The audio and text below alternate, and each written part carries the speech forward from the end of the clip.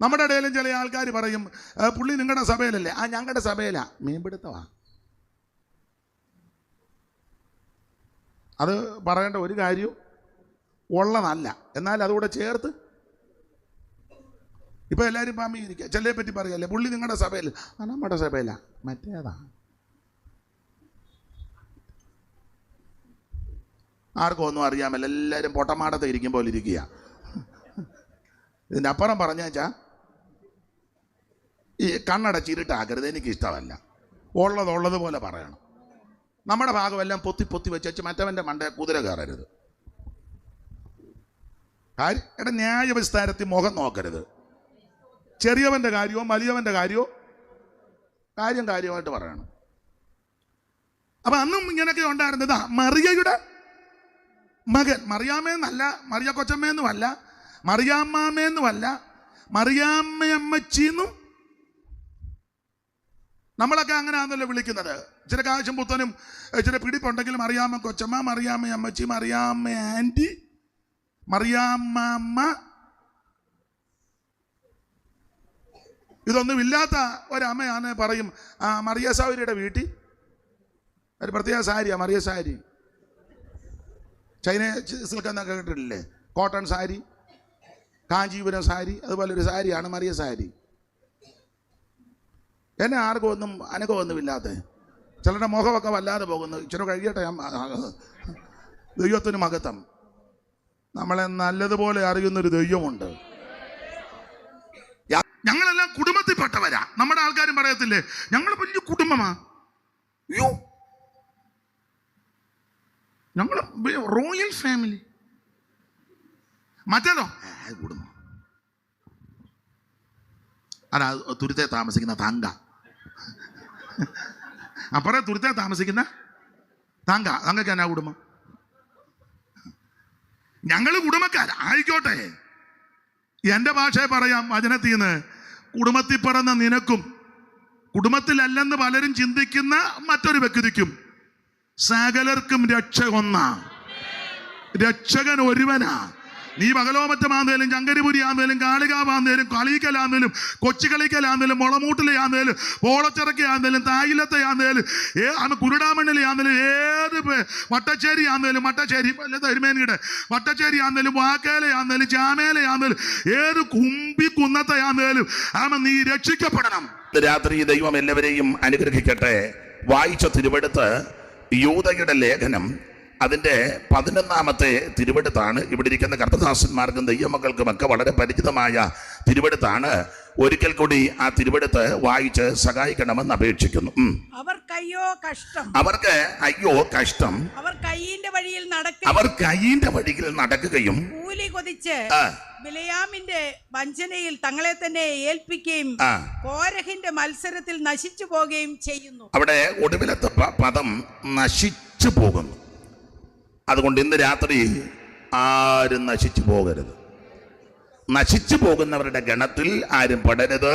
ഇന്ന് രാത്രി ജീവന്റെ കൂട്ടത്തിൽ സകല ആൾക്കാരും വന്നു കയറണം. ഒരിക്കൽ കൂടി നമ്മുടെ കരോ ശബ്ദം ഉയർത്തി ദൈവത്തെ മഹത്വപ്പെടുത്താം.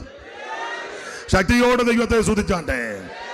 അതികളൊട്ടിച്ചെന്നെ കാക്കുന്നവൻ പക്ഷന നീകൾ തന്നു നിത്യം പോറ്റുന്നവൻ. അതികളൊട്ടിച്ചെന്നെ കാക്കുന്നവൻ ഭക്ഷണാദികൾ തന്നു നിത്യം പോറ്റുന്നവൻ.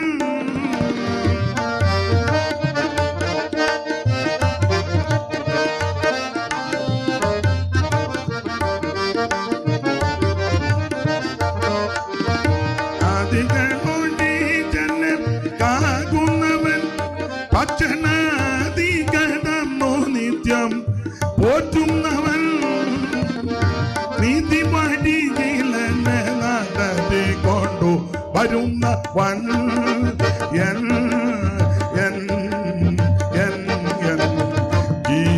ജീവനായകന്റെ മനുവേലേ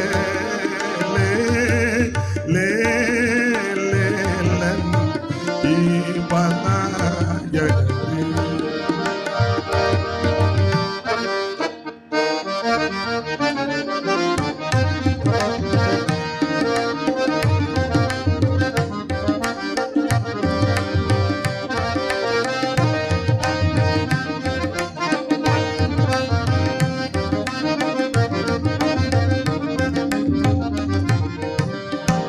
ദൈവകൃപയിൽ നികർപ്പു വെള്ളം എന്റെ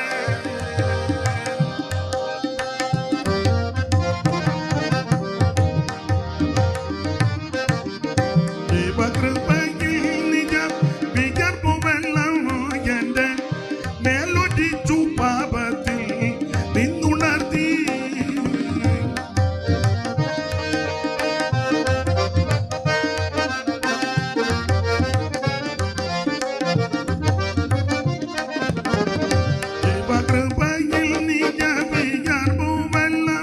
എന്റെ മേലൊടിച്ചു പാപത്തിൽ നിന്നുണർത്തി നാവിലൊരു പുതിയ പ്രാർത്ഥനയെ പകർന്ന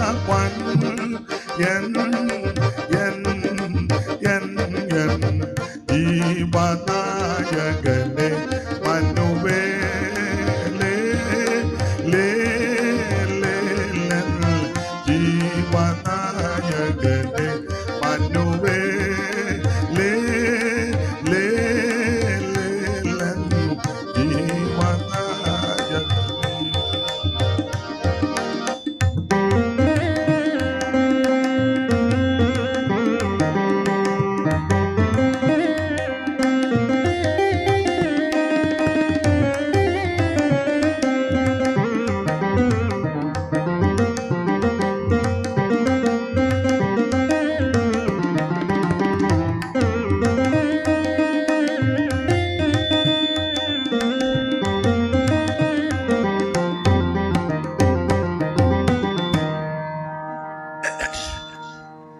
ഇന്ന് രാത്രി എല്ലാ പ്രിയപ്പെട്ടവരെയും കർത്താവ് അനുഗ്രഹിക്കുമാറാകട്ടെ.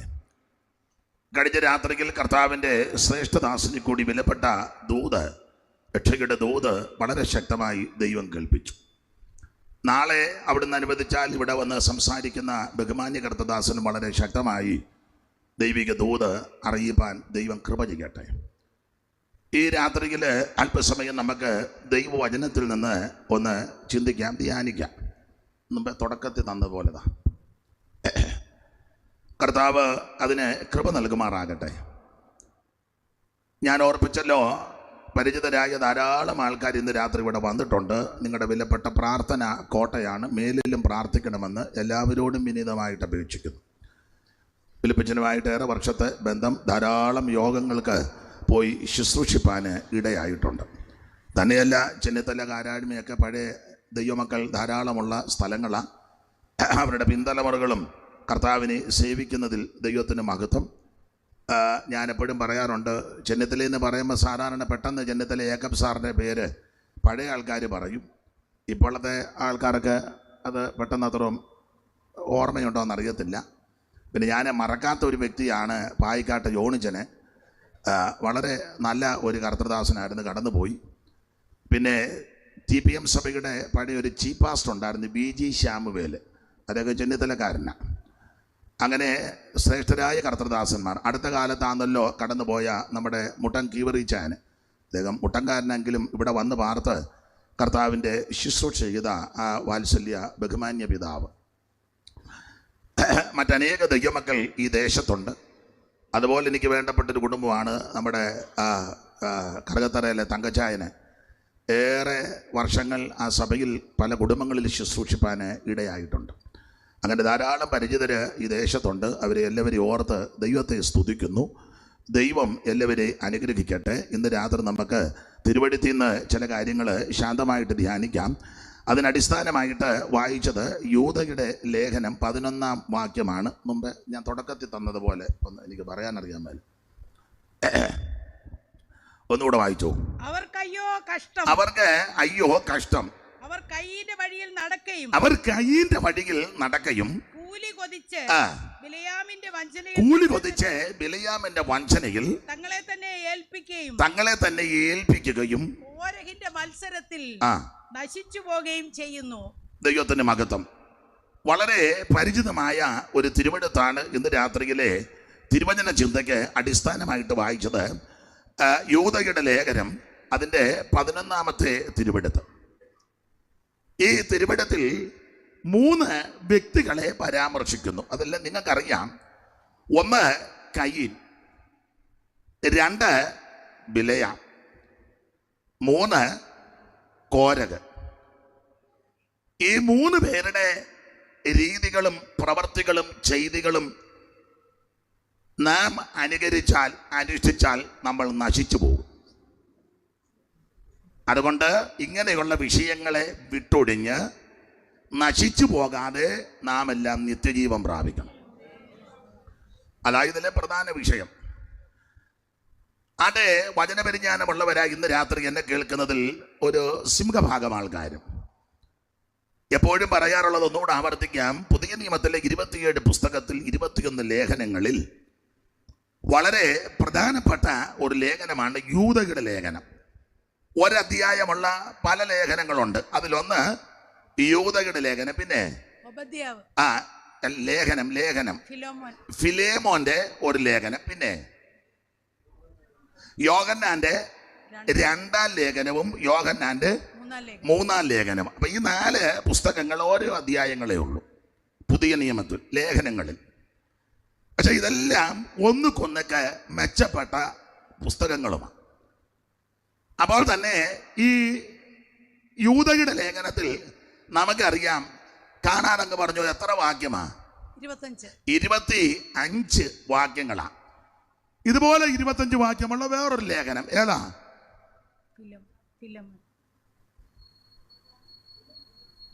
കൂടെ എന്തെങ്കിലും പറഞ്ഞ സഹോദരിമാരാ?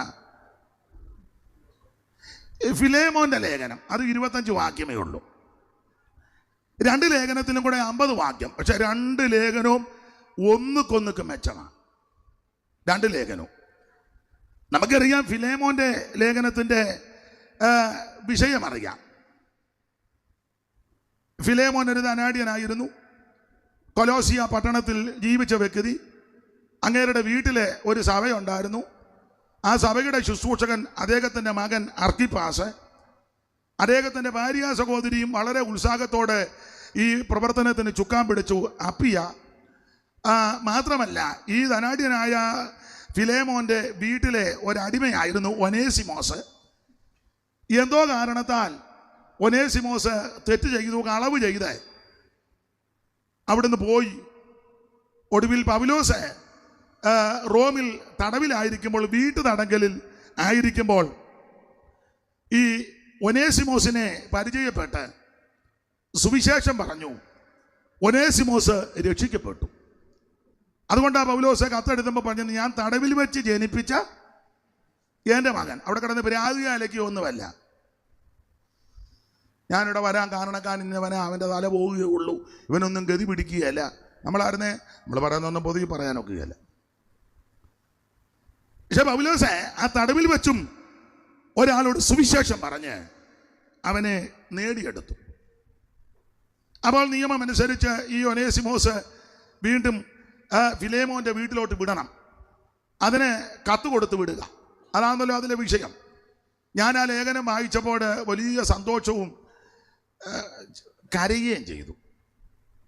യേശുക്രിസ്തുവിൻ്റെ ഒരു മനോഭാവമാണ് അവിടെ പൗലോസ് കാണിച്ചിരിക്കുന്നത്. അവൻ എന്തേലും ചെയ്തിട്ടുണ്ടെങ്കിൽ എൻ്റെ മേ കണക്കിട്ടോളാൻ.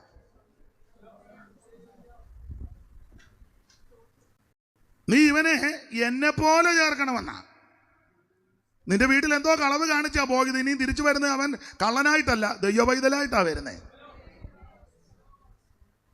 അവൻ നീയും നിന്റെ ഭാര്യ അപ്പിയയും നിന്റെ മകൻ അർക്കിപ്പാസും വീട്ടിലെ സഭയെ കുറേ പേരുണ്ട്. അവരാരും അവനെ പണ്ട് മോട്ടിച്ചോണ്ട് പോയ കള്ളം വരുന്നെന്ന് പറയരുത്. ആ മനോഭാവം ഉണ്ടാകരുത്. എന്നെ പോലെ അവനെ അല്ല. നമുക്ക് ഈ മനോഭാവം ഉണ്ടോ? നമ്മുടെ വീട്ടിൽ നിന്ന് ഒരു തേങ്ങ മോട്ടിച്ചാൽ മതി, നമ്മൾ നാട്ടുകാരോടെല്ലാം പറയും കള്ളം പോകുന്നതിൻ്റെ തൊണ്ണാൻ മോട്ടിച്ചവനാണ്. അവനെ തേജോവധം ചെയ്യാവൻ്റെ പരമാവധി. അവൻ സഭയിൽ വന്നാൽ പറയും പാസ്റ്റോട് അവനെ കേട്ടരുത്, പാസ്റ്റർ അവന്. ഇതാണ് നമ്മുടെയൊക്കെ മനോഭാവം. പക്ഷെ പൗലോസിന്റെ ആ മനസ്സ് എന്ത് നല്ല മനസ്സാ. എൻ്റെ മേ കണക്കിട്ടോണം, ഞാൻ തരാമെന്ന്. നിങ്ങൾക്ക് ആ ഭാഗം അറിയാം. എൻ്റെ വിഷയം അതല്ല, യൂദയുടെ ലേഖനത്തിലേക്കാണ് വരുന്നെങ്കിലും 25 വാക്യമുള്ള 2 ലേഖനമായതുകൊണ്ട് അതിനെ ഒന്ന് പരാമർശിച്ചെന്നേ ഉള്ളൂ.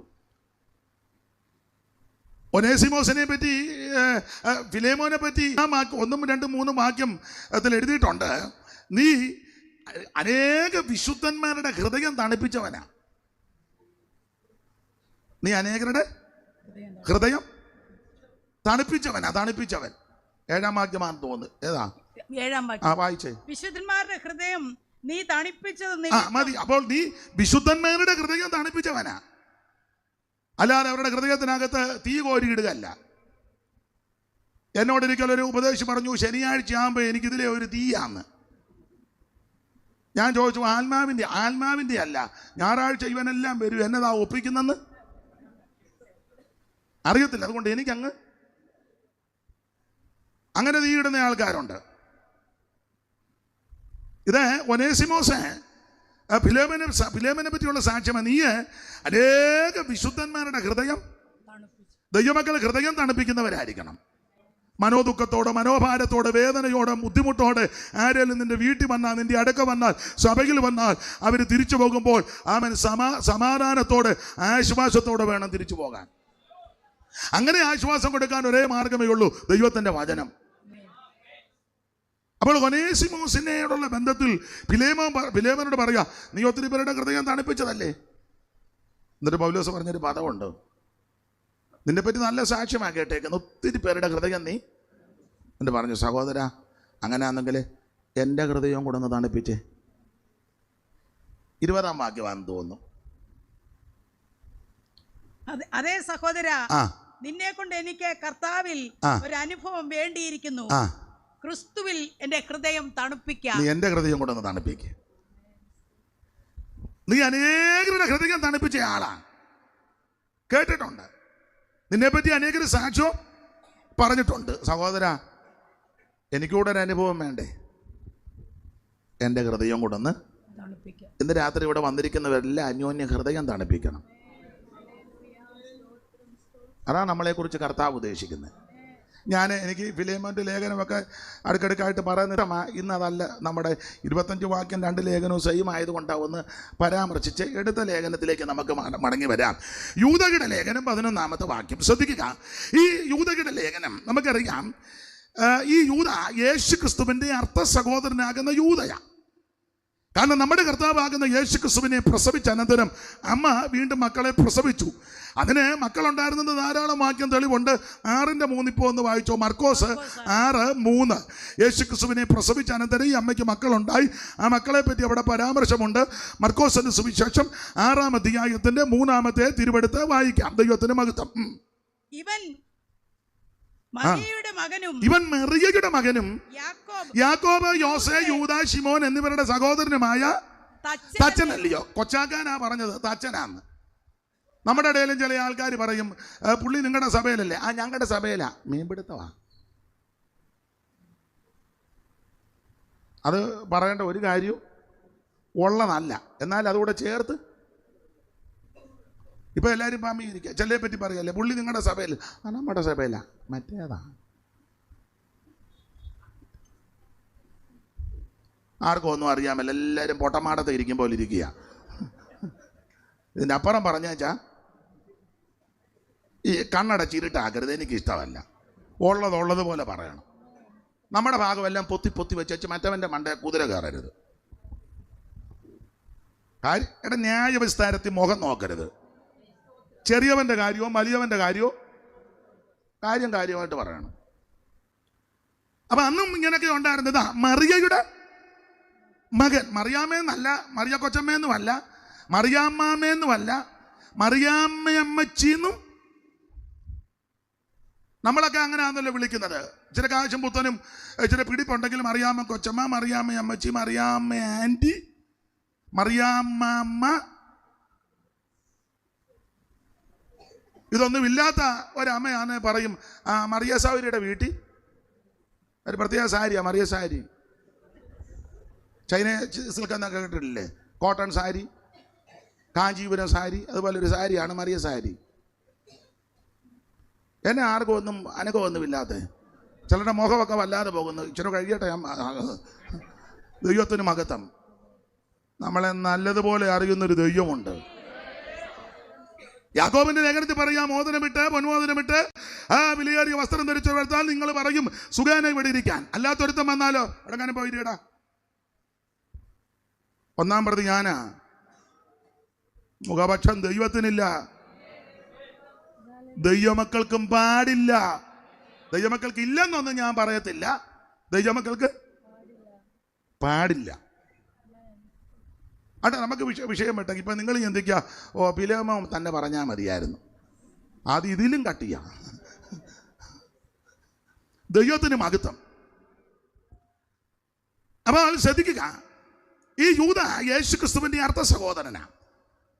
ഇവൻ മറിയയുടെ മകനും യാക്കോബ്, യോസേ, യൂദ, ശിമോൻ. ഞാനൊരു കാര്യം പറയാം, എല്ലാം പറയണമല്ലോ. പ്രായമുള്ളവരെ ബഹുമാനിച്ച് സംസാരിക്കണം. നിങ്ങളുടെ വീട്ടിൽ ജോലിക്ക് വരുന്ന ഒരമ്മ, ഒരപ്പച്ചൻ, അല്ലെങ്കിൽ പറമ്പിന് തെങ്ങിന് തടവെടുക്കുക, ജോലിക്ക് വരുന്ന അപ്പച്ചൻ ആരുമാകട്ടെ, പെന്തിക്കോസോ അക്രൈസ്തവനോ നിരീശ്വരവാദിയോ അല്ലെങ്കിൽ മുസ്ലിം സഹോദരനോ അല്ലെങ്കിൽ ഹൈന്ദവനോ ബുദ്ധനോ ജൈനോ ആരുമാകട്ടെ, അല്ലെങ്കിൽ ഈ അമ്മ ഏത് വിഭാഗത്തിൽപ്പെട്ട അമ്മയെങ്കിലും ആകട്ടെ, അവർ ജയിച്ചതിൻ്റെ അമ്മ ഇങ്ങോട്ട് നോക്കിയിരിക്കുക, അമ്മ ഉടനെ ഒരു ശബ്ദവും കേൾക്കാൻ മേല. അപ്പൊ ചുരുക്കി പറഞ്ഞാൽ, അങ്ങനെയുള്ളവർ നിങ്ങളുടെ വീട്ടിൽ വന്നാൽ സമപ്രായക്കാരായ അല്ലെങ്കിൽ നിങ്ങളെക്കാൾ ഇളയതാണെങ്കിൽ നിങ്ങൾക്ക് പേര് വിളിക്കാം, സമപ്രായത്. പക്ഷെ നിങ്ങളുടെ പിള്ളേരെ കൊണ്ട് അങ്ങനെ വിളിപ്പിക്കരുത്. ഈ കൈയടിച്ച് പാട്ട് പാടി മറുഭാഷ പറയുന്നത് നിന്നോടായി പറയുന്നത് വിളിപ്പിക്കരുത്. സ്തോത്രം.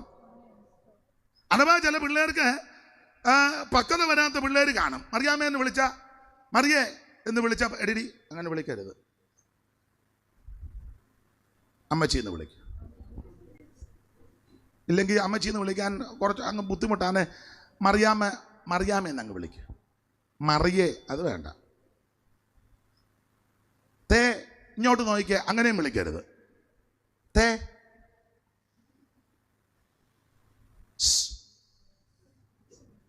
ഇതൊക്കെ ദൈവം കണ്ടോണ്ടിരിക്കുക.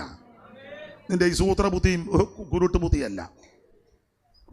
നിങ്ങൾക്ക് സമപ്രായക്കാർക്ക് വിളിക്കാം, നിങ്ങളിൽ ഇളയതാന്നേലും പേര് വിളിക്കാം. പക്ഷേ ഇതൊക്കെ പഠിക്കണം, പിള്ളേരെ പഠിപ്പിക്കണം. അങ്ങനെ ചെയ്യുന്ന ഒത്തിരി പേരെ എനിക്കറിയാം, ധാരാളം പേരെ എനിക്കറിയാം. നല്ല മനുഷ്യരുണ്ട്, കോഴ തെറ്റിയതുമുണ്ട്, അത് ജന്നത്തലയിലും കാണും. നല്ല ആൾക്കാരുമുണ്ട്. അപ്പോൾ ഇവിടെ അങ്ങനെയുള്ള പ്രയോഗമാ. ഇവൻ മറിയയുടെ മകനും യാക്കോബ്, യോസേ, യൂദ, ശിമോൻ എന്നിവരുടെ സഹോദരനുമായ തച്ചൻ അല്ലയോ കൊച്ചാക്കാൻ പറഞ്ഞതാ. അപ്പോൾ ഈ വാക്യത്തിന്റെ വെളിച്ചത്തിൽ മറിയം എന്ന് പറയുന്ന ഈ അമ്മയ്ക്ക് വീണ്ടും മക്കളുണ്ടായി. അതുകൊണ്ട് ആ വേദപുസ്തകം പഠിപ്പിക്കുന്ന അംഗീകരിക്കുന്ന വിശ്വസിക്കുന്ന ദൈവമക്കൾ മറിയത്തെ നിത്യകന്യകയായിട്ട് അംഗീകരിക്കാത്തത്. മറിയം നിത്യകന്യകയല്ല, നല്ല സ്ത്രീയാ, നല്ല അമ്മയാ, മാനിയാണ്, ബഹുമാനിക്കപ്പെട്ടവളാ, കൃപയുള്ളവളാ, നന്മ പറഞ്ഞവളാ, അതൊക്കെ സമ്മതിച്ചു.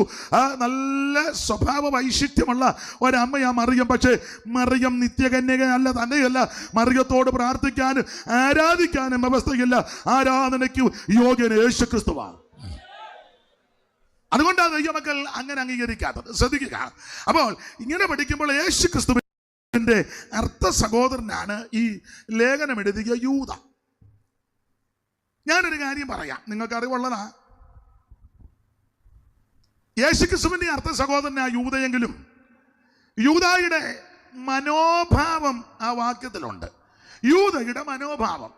നമുക്കൊക്കെ ഒത്തിരി മനോഭാവമുണ്ട്. നമ്മളിങ്ങനെ ഇരിക്കുന്നെങ്കിൽ എന്തെല്ലാം ചിന്തിച്ചോണ്ടാ ഇരിക്കുന്നു. ചിലരിപ്പോൾ ചിന്തിക്കുന്ന ഇത് 9-നും 9:15 നിർത്തുമെന്ന് തോന്നുന്നില്ല. അയാൾ ഇന്ന് ഇളകി നിൽക്കുക. അല്ല, മനോഭാവമേ. സ്റ്റേജിലിരിക്കുന്ന ഇന്നാളൊരാൾ പറഞ്ഞ് ഞങ്ങൾക്കിട്ട് താങ്ങുമോന്നാ ഞങ്ങൾ ചിന്തിച്ചിരിക്കുന്ന ഓരോ മനോഭാവക്കാരാ. വേറെ ചെല്ലു പറയുന്നത് നമ്മുടെ സഭയെ പറ്റി പുള്ളി വല്ലോ പറയും. അങ്ങനെ മനോഭാവക്കാരുണ്ട്. ആട്ടെ, നമ്മുടെ എല്ലാം മനോഭാവം ദൈവം അറിയല്ലേ. ഇരിക്കുന്നതും എഴുന്നേക്കുന്നതെല്ലാം അവിടെ നിന്ന് അറിയുന്നുണ്ട്. ഹൃദയത്തിലെ നിരൂപണങ്ങളും ഇരിക്കുന്നതും ഞാൻ എഴുന്നേൽക്കുന്നതും കർത്താവ് കാണുന്നു, ഗ്രഹിക്കുന്നു കർത്തനൻ ഹൃദയ നിരൂപണ. ഓ ദൂരത്തു നിന്നും തന്നെ ഇതത്ഭുതം, ദൂരത്തു നിന്നും തന്നെ ഇതത്ഭുതം, ഈ പരിജ്ഞാനം ആശ്ചര്യദായകമേ,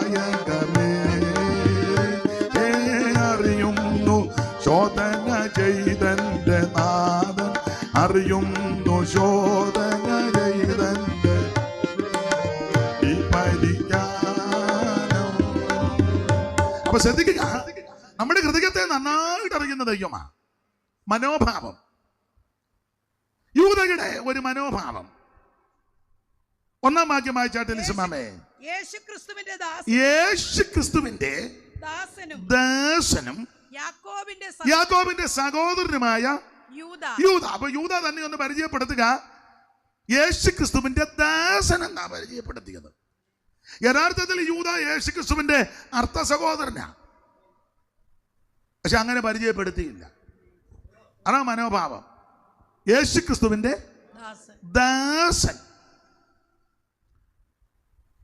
ഇവരൊക്കെ എന്നേക്കാൾ നന്നായിട്ട് വചനമൊക്കെ ഗ്രഹിച്ചവരും പഠിച്ചവരും പഠിപ്പിക്കുന്നവരുമാണ്. അവിടെ ദാസനെന്ന് കൊടുത്തിരിക്കുന്നെങ്കിലും ശരിയായ പ്രയോഗം യേശുക്രിസ്തുവിന്റെ അടിമ, സർവന്റ് എന്നല്ല, യേശുക്രിസ്തുവിന്റെ അടിമ. വേണമെങ്കിൽ യൂദായിക്ക് തന്നെ ഒന്ന് പരിചയപ്പെടുത്താം. യേശുക്രിസ്തുവിന്റെ സഹോദരനെന്ന് പരിചയപ്പെടുത്തുകാരനെ കുറച്ചുകൂടെ മാന്യതയും കുറച്ചുകൂടെ ബഹുമാനവും കുറച്ചുകൂടെ ആദരവും സഭയിലൊക്കെ ചെന്ന പ്രത്യേക കസേര, അങ്ങനെയാണല്ലോ ഇപ്പം കാര്യങ്ങൾ പോയിക്കൊണ്ടിരിക്കുന്നേ.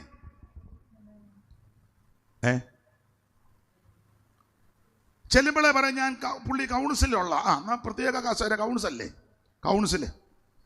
പുള്ളി സെക്രട്ടറിയാ, അയ്യോ ആണോ, പുള്ളി ട്രഷറാ ആണോ, ഇല്ലാത്ത കസേര എവിടുന്നേലും കൊണ്ടുവന്ന് ഇരുത്തിയില്ലെങ്കിൽ ലോക്കൽ പാസ്റ്റർക്ക് പിന്നെ പണി വരും.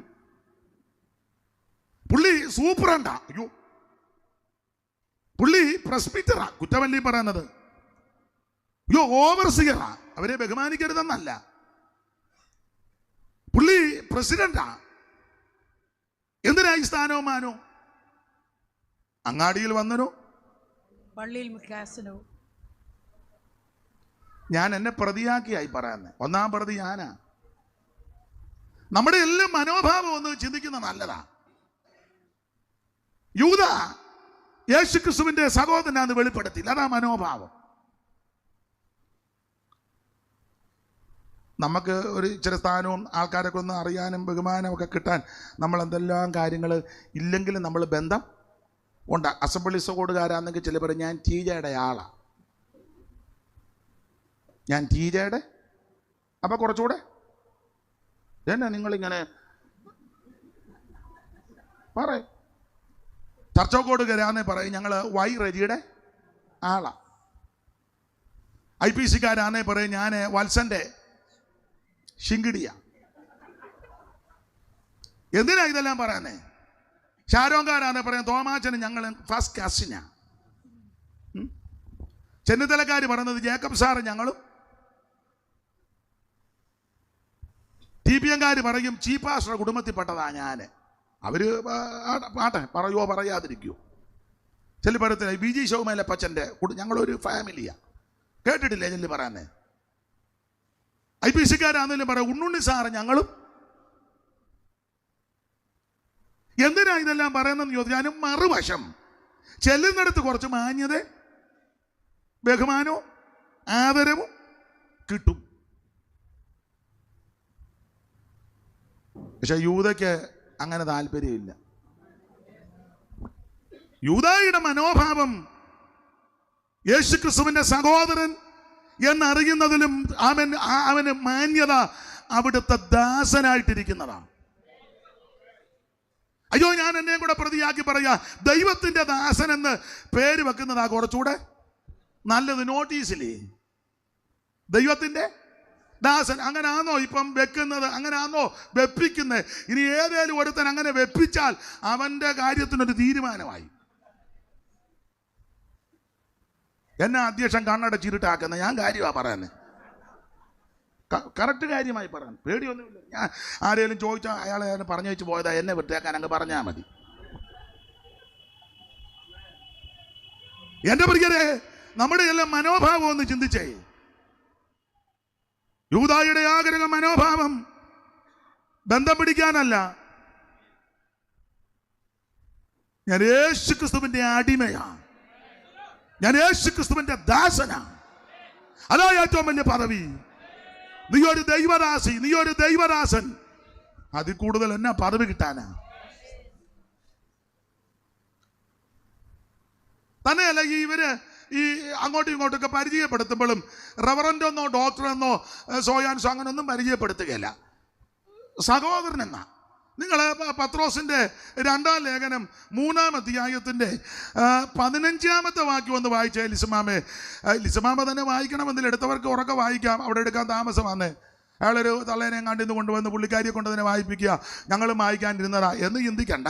എടുത്തവർക്ക് ഉറക്കെ വായിക്കാം, അല്ലെങ്കിൽ ലിസമാമ വായിക്കും.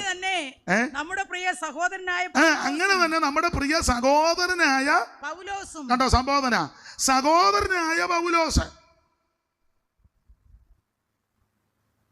20 നൂറ്റാണ്ടിലൊക്കെ ഇങ്ങനെ പരിചയപ്പെടുത്തുന്നത് സഹോദരനായ പൗലോസ്. ഇതാരാ പറഞ്ഞത്? പത്രോസ്. ഒരാള് 3-ാം സ്വർഗത്തിൽ പോയിച്ചു വന്നയാള്, എന്റെ ഭാഷയാ. ഒരാളുടെ കയ്യിലാണ് സഭയുടെ ചാവി, ഒരാളുടെ കയ്യിൽ താക്കോല്. പറഞ്ഞല്ലോ താക്കോല് തരിക. ഒരു ചിന്തകൻ പറഞ്ഞിരിക്കുന്നത് വേറെ പുസ്തകത്തിലില്ല, പുള്ളിയുടെ ആശയം, യോഗം കൂടുമ്പോൾ പുള്ളി ഇങ്ങനെ ചാവി കറക്കി കാണിക്കുമെന്ന്. പീറ്ററേ, നല്ല അന്തരീക്ഷം വരുമ്പോൾ പുള്ളി എന്ന് പറഞ്ഞാൽ നിങ്ങളുടെ ആരുടെയും താക്കോലില്ല. ഇത് മറ്റ് അപ്പോസ്തലന്മാർ യേശുവിനോട് പറഞ്ഞ്, കർത്താവേ ഇടയ്ക്കിടയ്ക്ക് പുള്ളി ഇങ്ങനെ. അപ്പൊ കർത്താവ് ഉയർത്തെഴുന്നേറ്റപ്പം പറഞ്ഞു, അവൻ്റെ ഈ ചാവിയുള്ളൂ, എൻ്റെ ഈ മരണത്തിന്റെ പാതാളത്തിന്റെ ചാവിയാണ്. അന്നേരം ആ മറ്റവർക്കെല്ലാം ഒരു ആശ്വാസമായി. ദൈവത്തിന് മഹത്വം. ഒരാള് 3-ാം സ്വർഗത്തോളം എടുക്കപ്പെട്ട ആള്, പീറ്ററിന്റെ കയ്യിൽ താക്കോലുമുണ്ട്. പക്ഷെ അന്യോന്യ സംബോധന ഇപ്പൊ സഹോദരൻ. ഇന്നെങ്ങാനും അങ്ങനെ പറഞ്ഞാലോ? അല്ല, യോഹന്നാനും അങ്ങനെ പറഞ്ഞ 1:9 വായിച്ചേ. വെളിപ്പാട് 1:9, വെളിപ്പാട് 1:9 വായിച്ചേ. നിങ്ങളുടെ സഹോദരൻ, അങ്ങനെ എഴുതിയേക്ക്, നിങ്ങളുടെ സഹോദരൻ. യോഹന്നാൻ തന്നെ പരിചയപ്പെടുത്തുക, നിങ്ങളുടെ സഹോദരൻ. ഇതൊക്കെ ഒന്ന് ചിന്തിക്കുന്നത് നല്ലതാ. ഇന്നെങ്ങാനും അങ്ങനെ മെയിൻ ആളിനെ കയറി സഹോദര എന്ന് വിളിച്ചാൽ തീർന്നതോടെ. മുമ്പേ പറഞ്ഞാൽ അവന്റെ കാര്യത്തിലൊരു നമ്മുടെ സഭയുടെ മേലധ്യക്ഷൻ സഹോദരൻ വന്നിട്ടുണ്ട്. അടുത്ത പ്രാവശ്യം അട്ടപ്പാടിക്കായിരിക്കും ട്രാൻസ്ഫർ, മലയാളം ഡിസ്ട്രിക്റ്റിൽ പോലും. പിന്നല്ലേ AG ആയതുകൊണ്ടാണ് ഇങ്ങനെ പറയുന്നത്. IPC ആകുമ്പോൾ ഞാൻ അതിൻ്റെ പരുവത്തിന് പറയും, മര പറഞ്ഞ് ആ കൊടിയിടുന്നത്. ചെല്ലു പറയാറുണ്ട്, ഇവിടുത്തെ കാര്യമല്ല അവിടെ, അല്ലല്ല ഇവിടുത്തെ കാര്യം ഇവിടെ തന്നെ പറയണം, ഇവിടുത്തെ കാര്യം പിന്നെ ഇവിടെ പറയാതെ വേറെ വല്ലയിടത്തും പോയി എന്തുവാ മൊത്തം വായിക്കുന്നത്? ഉള്ള കാര്യമാണ് നീ പറയുന്നത്. അന്യോന്യം പരിചയപ്പെടുത്തുന്നത് സഹോദരനാണ്. സഹോദരൻ, ജ്യേഷ്ഠ സഹോദരൻ യേശു ക്രിസ്തുവാണ്. ജ്യേഷ്ഠ സഹോദരൻ. അവിടെ ഞാൻ ആ ഭാഗത്തേക്കൊന്നും പോകുന്നില്ല. നമുക്ക് എപ്പോഴാണ് നിർത്തേണ്ടത്? എന്ത് നമ്മുടെ പാസ്റ്റർ എപ്പോഴും അധ്യക്ഷനോട് എപ്പോൾ നിർത്തണം? 9 മണിയാണ് നമ്മുടെ. ആയിക്കോട്ടെ. അപ്പൊ ആ ജ്യേഷ്ഠ സഹോദരൻ യേശു ക്രിസ്തു. യൂദയുടെ മനോഭാവം യേശു ക്രിസ്തുവിന്റെ ദാസൻ. രണ്ടാമത്തെ ഒരു മനോഭാവം, അതുകൂടെ പറഞ്ഞ ആ ഭാഗം വിടാം. രണ്ടാമത്തെ മനോഭാവം 1-ാം വാക്യം ഒന്നുകൂടെ വായിച്ചോ. യേശുക്രിസ്തുവിന്റെ ദാസനും യാക്കോബിന്റെ സഹോദരനുമായ ഇനി 3-ാം വാക്യം അടുത്തത്. പ്രിയരെ, നമുക്ക് പൊതുവിലുള്ള രക്ഷയെക്കുറിച്ച് നിങ്ങൾക്ക് എഴുതുവാൻ സകല പ്രയത്നവും ചെയ്യുകയിൽ വിശുദ്ധന്മാർക്ക് ഒരിക്കലായി പരമേൽപ്പിച്ച വിശ്വാസത്തിന് വേണ്ടി പോരാടേണ്ടതിന് പ്രബോധിപ്പിച്ചെഴുതുവാൻ ആവശ്യമെന്ന് എനിക്ക് തോന്നി. നമ്മുടെ ദൈവത്തിന്റെ കൃപയെ ദുഷ്കാമവൃത്തിക്ക് ഹേതുവാക്കി ഏകനാഥന് നമ്മുടെ രക്ഷിതാവുമാകുന്ന യേശുക്രിസ്തുവിനെ നിഷേധിക്കുന്ന അഭക്തരായ ചില മനുഷ്യർ നുഴഞ്ഞു വന്നിരിക്കുന്നു. അവരുടെ ഈ ശിക്ഷ അവധി പണ്ട് തന്നെ എഴുതിയിരിക്കുന്നു. അപ്പൊ 1-ാമത്തെ മനോഭാവം, ഞാൻ യേശുക്രിസ്തുവിന്റെ അടിമയാ. പരിചയപ്പെടുത്തിയതാ. യഥാർത്ഥത്തിൽ അർത്ഥ സഹോദരനാ, ഒന്നും വെളിപ്പെടുത്തിയില്ല. ഞാനോ നിങ്ങളോ വല്ലോ ഈ ലേഖനം എഴുതി നമ്മളായത് യൂദയുടെ സ്ഥാനത്ത്, അല്ല നിങ്ങളുടെ വിഷയം വിട്ടൊക്കെ ഞാൻ യൂദയുടെ സ്ഥാനത്ത് ഞാനായിരുന്നു എന്നെ പരിചയപ്പെടുത്തുന്നത് ഇങ്ങനെ ആയിരിക്കും: ദൈവത്തിന്റെ അനിയനായ യൂദ. അതെ, യേശുക്രിസ്തു ദൈവമാ. അതിലെ കുറച്ചുകൂടെ പൗലോസ് പറഞ്ഞിരിക്കുന്നത് മഹാദൈവവും നമ്മുടെ രക്ഷിതാവുമായ യേശുക്രിസ്തു. യേശുക്രിസ്തു ഏകദൈവം, നിത്യദൈവം, സത്യദൈവം, സാക്ഷാൽ ദൈവം, ജീവനുള്ള ദൈവം. യേശുക്രിസ്തു മാത്രം ദൈവം. അപ്പോൾ അങ്ങനെ യേശുക്രിസ്തു ദൈവമാകുമ്പോൾ ഞാൻ ആ യൂദയുടെ സ്ഥാനത്തെങ്കിൽ ഞാൻ എഴുതാൻ പോകുന്നത് ദൈവത്തിന്റെ അനിയനായ. അപ്പൊ കുറച്ചുകൂടെ ബഹുമാനമല്ലേ? ഒരു സദസ്സിൽ ചെന്നാലോ, ദൈവത്തിന്റെ അനിയൻ വന്നേക്കുന്നു, ദൈവത്തിന്റെ അനിയൻ. വേറെ ആരെ മാനിച്ചില്ലെങ്കിലും ദൈവത്തിന്റെ മാനിക്കണ്ടേ? യൂദാ അത് ചെയ്തില്ല. ഇല്ലെങ്കിൽ ചോദിച്ചു മേടിക്കാം ഈ മാസത്തെ ശമ്പളം. അടിമ അങ്ങനല്ല, എന്തെങ്കിലും കൊടുത്താൽ.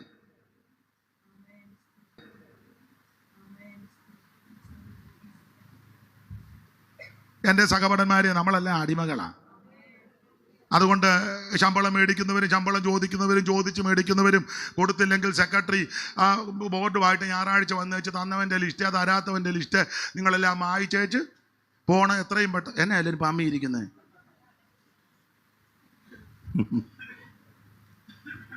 ദൈവത്തിന് മഹത്വം. രണ്ടാമത്തെ മനോഭാവമായി ഇപ്പം വായിച്ച 3-ാം വാക്യത്തിൽ, പ്രിയരെ, നമുക്ക് പൊതുവിലുള്ള രക്ഷയെക്കുറിച്ച് നിങ്ങൾക്ക് എഴുതുവാൻ സകല പ്രയത്നവും. അപ്പൊ ആ പദം കണ്ടോ, പൊതുവിലുള്ള രക്ഷ എന്ന് പറഞ്ഞാൽ എൻ്റെ ശൈലി പറയുകയാ. എപ്പോഴും ഞാൻ പറയും, ഞങ്ങള് സഹോദരങ്ങൾ കുറച്ചുണ്ട് കേട്ടോ. യാക്കോബ്, യോസെ, യൂദ, ശിമോൻ. ഞങ്ങൾക്ക് ചില സഹോദരിമാരും ഉണ്ട്. മൂത്ത ജ്യേഷ്ഠനാണ് യേശുക്രിസ്തു. ഞങ്ങളുടെ ഇത്തരം പേരുടെ അപ്പനും അമ്മയും ഒന്നും അദ്ദേഹത്തിന്റെ ജനനം വേറൊരു വിധത്തിൽ. പക്ഷെ ഞങ്ങളെല്ലാം ഒരു അമ്മയുടെ വയറ്റിൽ നിന്ന് വന്നതാ. ഞങ്ങളെല്ലാം ഒരു വീട്ടിലാ പാർത്ത് ജീവിച്ചതുമൊക്കെ. കൂടാരപ്പണിയൊക്കെ അല്ലയോ, ഇദ്ദേഹം മൂത്ത ചേട്ടനുമൊക്കെ ജോലി ചെയ്യും, ഒരു വീട്ടുകാരാ. അപ്പോൾ കുടുംബക്കാരാകുന്ന ഞങ്ങൾക്ക് ഒരു പ്രത്യേക രക്ഷയും കുടുംബത്തിൽ പിറക്കാത്ത നിങ്ങൾക്ക് വേറൊരു രക്ഷയുമല്ല. കുടുംബത്തിൽ പിറന്ന ഞങ്ങൾക്കും കുടുംബത്തിൽ പിറക്കാത്ത നിങ്ങൾക്കും നമുക്ക് രണ്ടു കൂട്ടരും കൂടെ ഒറ്റ രക്ഷ, ഒരേ ഒരു രക്ഷകൻ. നീ ചെന്നിത്തലയിലെ വലിയ കുടുംബമായിരിക്കാം, അല്ലെ കാലാഴ്മയിലോ പുത്തോളപ്പടിയിലോ കല്ലുമൂട്ടിലെയോ ചെറുകോലിലെയോ പുതിയ കാവിലെ വലിയ കെടുകെട്ട് നീ പോളച്ചിറക്കലെ ആയിരിക്കാം.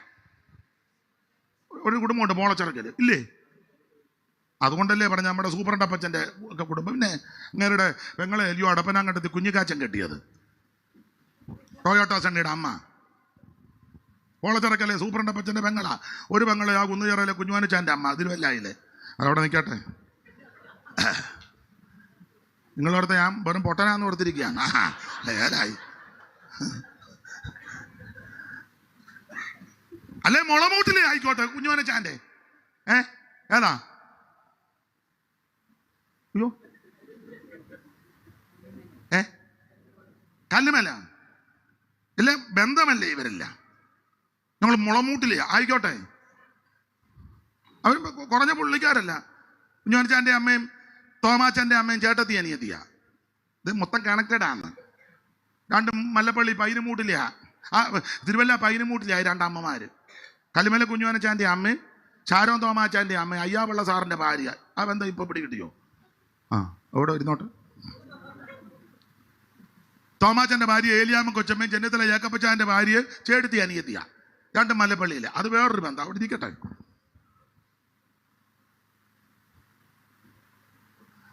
അപ്പൊ ചുരുക്കി പറഞ്ഞാൽ ഞങ്ങളെല്ലാം കുടുംബത്തിൽപ്പെട്ടവരാ. നമ്മുടെ ആൾക്കാരും പറയത്തില്ലേ ഞങ്ങൾ വലിയ കുടുംബമാ, അയ്യോ ഞങ്ങൾ റോയൽ ഫാമിലി. മറ്റേതോ കുടുംബം. അതാ തുരുത്തെ താമസിക്കുന്ന തങ്ക. അപ്പറേ തുരുത്തെ താമസിക്കുന്ന തങ്ക. തങ്കയ്ക്ക് എന്നാ കുടുംബം? ഞങ്ങള് കുടുംബക്കാർ ആയിക്കോട്ടെ. എൻ്റെ ഭാഷയെ പറയാം, വചനത്തിൽ നിന്ന്, കുടുംബത്തിൽ പിറന്ന നിനക്കും കുടുംബത്തിലല്ലെന്ന് പലരും ചിന്തിക്കുന്ന മറ്റൊരു വ്യക്തിക്കും സകലർക്കും രക്ഷ ഒന്നാ. രക്ഷകൻ ഒരുവനാ. നീ പകലോമറ്റമാന്നേലും ചങ്കരിപുരി ആന്നേലും കാളികാവാന്നേലും കളീക്കലാന്നേലും കൊച്ചുകളിക്കലാന്നേലും മുളമൂട്ടിലെയാന്നേലും പോളച്ചിറക്കയാന്നേലും തായിലത്തെയാന്നേലും കുരുടാമണ്ണിലെയാന്നേലും ഏത് വട്ടച്ചേരി ആന്നേലും വട്ടച്ചേരി തരുമേനിയുടെ വട്ടച്ചേരി ആന്നേലും വാക്കേലയാന്നേലും ചാമേലയാന്നേലും ഏത് കുന്നത്തെയാന്നേലും നീ രക്ഷിക്കപ്പെടണം. മറ്റൊരുത്തനും രക്ഷയില്ല. രക്ഷകൻ യേശു ക്രിസ്തു മാത്രം. ഒരുവൻ മാത്രമാണ് രക്ഷിതാവ്. Praise the Lord. യൂദയുടെ മനോഭാവം പ്രിയരെ, നമുക്ക് പൊതുവിലുള്ള രക്ഷ. ഞങ്ങൾക്ക് കുടുംബക്കാർക്കും ഈ കുടുംബത്തിൽ പെടാത്ത നിങ്ങൾക്ക് നമുക്കെല്ലാം കൂടെ ഒറ്റ രക്ഷയാ. ഒരേ ഒരു രക്ഷകനാ. അത് നസറായനാകുന്ന യേശു ക്രിസ്തു. ഇന്ന് രാത്രി ആ രക്ഷകൻ ഇവിടെ വന്നിട്ടുണ്ട്. ഈ രക്ഷകനെ ഏറ്റെടുത്ത് തിരിച്ചു പോകാവൂ. 5 പൈസ മുടക്കണ്ട, അര കാശ് മുടക്കണ്ട, അര മൈൽ നടക്കണ്ട. എന്തോ ആ സമയമായോ വാച്ചേ നോക്കുന്നത്? പിന്നെ എന്തിനാ നോക്കിയേ? എന്നറിയാൻ വേണ്ടിയായിരിക്കും.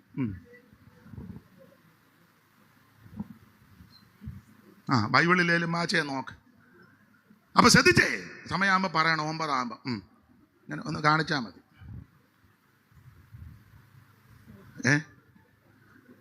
അപ്പൊ ശ്രദ്ധിക്കുക, യൂദയുടെ മനോഭാവം നമുക്കെല്ലാവർക്കും കൂടെ ഒറ്റ രക്ഷ. ഞാൻ ഓടിച്ചേ മുമ്പോട്ട് പോകാം. ഇത് മുഴുവൻ സൂചി ആയതുകൊണ്ട് ഒന്നും പിടികിട്ടുന്നുമില്ല.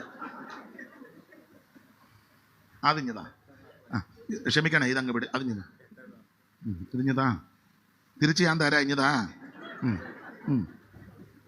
ഇത് കറക്റ്റാന്നല്ലോ.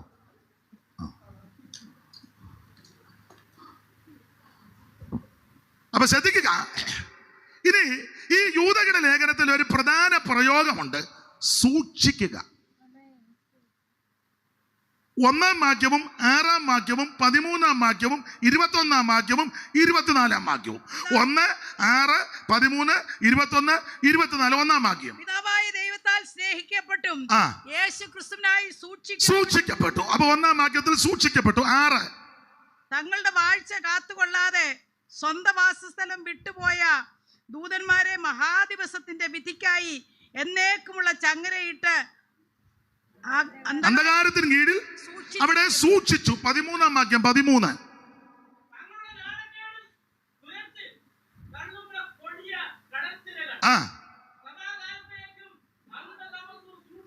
സൂക്ഷിച്ചു, അവിടെ സൂക്ഷിച്ചു. 21, നിത്യജീവനായിട്ട് നമ്മുടെ കർത്താവിനായി കാത്തുകൊണ്ട് ദൈവസ്നേഹത്തിൽ നിങ്ങളെ തന്നെ സൂക്ഷിക്കുക. 24,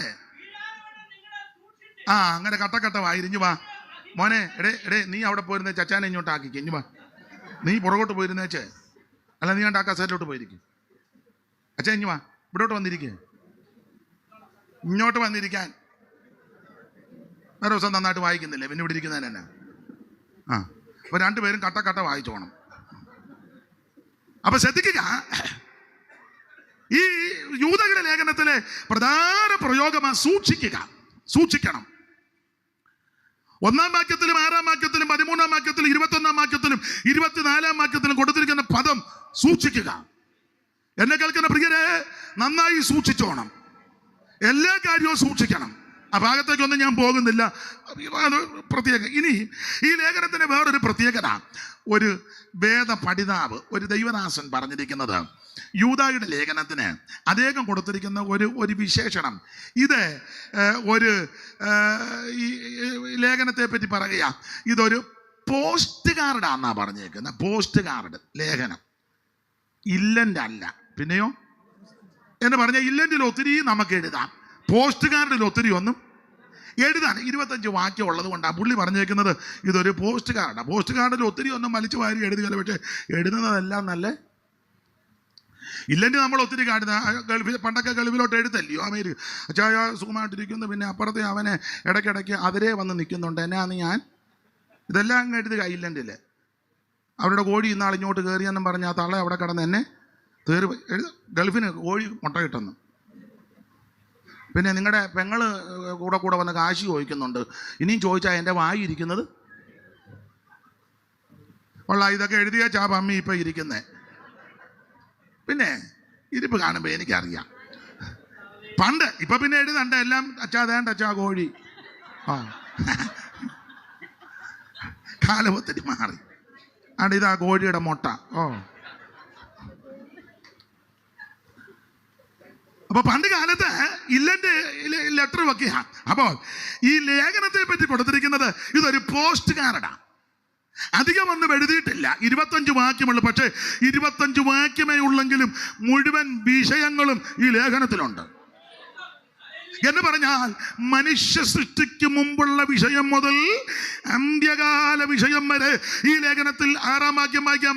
6 നിങ്ങളോ സകലവും 6-ാം വാക്യം തങ്ങളുടെ വാഴ്ച കാത്തുകൊള്ളാതെ സ്വന്തം വാസത്തിലും വിട്ടുപോയ ദൂതന്മാരെ കാര്യവശത്തിന്റെ വിധിക്കായി എന്നേക്കുമുള്ള ഞങ്ങളെ ഇട്ട് അന്ധകാരത്തിൻകിൽ സൂക്ഷിച്ചിരിക്കുന്നു. അപ്പോൾ സ്ഥാനഭ്രംശം സംഭവിച്ച ദൂതന്മാരുടെ വിഷയം മുതലാണ് തുടങ്ങിയേക്കുന്നത്.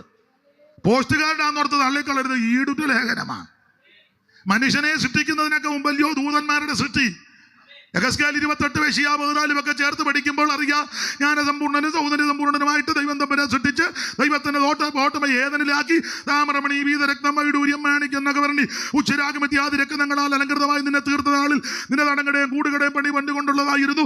ഇതൊക്കെ സൃഷ്ടിവൃത്തത്തെ പറ്റി പറയുമ്പോൾ ആ ദൂതന്മാരുടെ വിഷയം മുതലാ യൂദാ തുടങ്ങിയേക്കുന്നത്. സ്ഥാനഭ്രംശം സംഭവിച്ച ദൂതന്മാർ, ഇത് വിവാദവാക്യമാണ്. അതുകൊണ്ട് ഇപ്പൊ അതിലോട്ട് കൈവെക്കുന്നില്ല, വെറുതെ എന്തിനാ ആലോക്യം ഉണ്ടാക്കി വെച്ച് പോകുന്നത്. ഏത് ദൂതനാന്നൊക്കെ തർക്കമുള്ളതാ. അത് ശാന്തമായിട്ടിരുന്ന് പഠിക്കേണ്ട കാര്യം ഒറ്റവാക്കി പറയാനും ഒക്കത്തില്ല. എന്നിരുന്നാലും വിഷയം ഇതാ, ദൂതലോകത്തെ വിഷയം മുതലാ തുടങ്ങിയത്. എന്നിട്ടോ അന്ത്യകാല വിഷയം 19-ാം വാക്യം 18 അന്ത്യകാലത്ത് മതി. അപ്പൊ ദൂതലോകത്തെ വിഷയം മുതൽ അന്ത്യകാല വിഷയം വരെ ലേഖനത്തിലുണ്ട്. ഇത് ഈടുറ്റ ലേഖനമാണ്. ഇനി ഈ ലേഖനത്തിന് 2 കാര്യം കൂടെ പറഞ്ഞ ചങ്ങ് ഇവിടെ ഒത്തിരി ഉണ്ട് പറയാൻ, 2 കൂടെ പറയാം. ഈ ലേഖനത്തിന് വേറൊരു വിശേഷത, ഈ 3കളുടെ ഒരു കണക്കുണ്ട് ഈ ലേഖനത്തിൽ. 3 സംഖ്യാശാസ്ത്ര പ്രകാരം 3ന്റെ ഒരു കണക്ക് ഈ ലേഖനത്തിലുണ്ട്. 1-ാം വാക്യം യേശുക്രിസ്തുവിന്റെ ദാസനും യാക്കോബിന്റെ സഹോദരനുമായ യൂദ. 3 പേരുടെ പേര് അവിടെ പറഞ്ഞു. യേശുക്രിസ്തു, യാക്കോബ്, യൂദ. 3 കണക്കാ. അടുത്ത പദം പിതാവായ ദൈവത്താൽ സ്നേഹിക്കപ്പെട്ടും സൂക്ഷിക്കപ്പെട്ടും വിളിക്കപ്പെട്ട്. 3 പദം. സ്നേഹിക്കപ്പെട്ട്, സൂക്ഷിക്കപ്പെട്ട്, വിളിക്കപ്പെട്ട്. 3 പദം. 3 ഒരു കണക്കുണ്ട്. ഇനി താഴോട്ട് പഠിച്ചു വരും 3 സംഭവം. 5, 6, 7 വാക്യങ്ങളിലാ 3 സംഭവം. വായിച്ചേ. നിങ്ങളോ സകലവും ഒരിക്കൽ അറിഞ്ഞുവെങ്കിലും നിങ്ങളെ ഓർപ്പിപ്പാൻ ഞാൻ ഇച്ഛിക്കുന്നത് എന്തെന്നാൽ, കർത്താവ് ജനത്തെ മിസ്രയീമിൽ നിന്ന് രക്ഷിച്ചിട്ടും വിശ്വസിക്കാത്തവരെ പിന്നത്തേതിൽ അപ്പോൾ മിസ്രയീമിൽ നിന്ന് ഇറങ്ങിത്തിരിച്ച ഇസ്രായേൽ മക്കൾ വിശ്വാസമില്ലാത്തവരെ മരുഭൂമിയിൽ തകർത്ത് കളഞ്ഞ കാര്യം ഒരു സംഭവം. അടുത്തത് തങ്ങളുടെ വാഴ്ച കാത്തുകൊള്ളാൻ. അതിപ്പം വായിച്ച വാക്യം ദൂതന്മാരെ ബന്ധിച്ച വിഷയം 2. അടുത്തത് അതുപോലെ സോദോം ഗോമോറയെ നശിപ്പിച്ച വിഷയം 3 സംഭവം. അപ്പൊ ഈ 3കളുടെ കണക്ക് ഈ ലേഖനത്തിൽ പോസ്റ്റ് കാർഡാന്നോർത്ത് തള്ളിക്കളയരുതെന്നായി പറഞ്ഞ്. വളരെ ഈടുറ്റ ലേഖനമാണ്. ഇനി ഒരു 3 കണക്ക് 19-ാം വാക്യം വായിച്ചേ. 19 അവർ ഭിന്നത ഉണ്ടാക്കുന്നവര്, പ്രാകൃതന്മാര്, ആത്മാവില്ലാത്തവര്. ഇത് മിക്കടത്തും ഉണ്ട്, ഇവിടെ ഉണ്ട്. ഇപ്പൊ ഞാനത് തൊടുന്നില്ല. ഭിന്നത ഉണ്ടാക്കുന്നവര്, പ്രാകൃതന്മാര്, എന്തോ നീ പറയരുതെന്നോ? പിന്നെന്താ പറഞ്ഞു? അവൻ പറഞ്ഞ അതൊന്നും പറയരുതെന്നോ? 3ന്റെ കണക്ക് ഈ പുസ്തകത്തിലുണ്ട്. ഇനി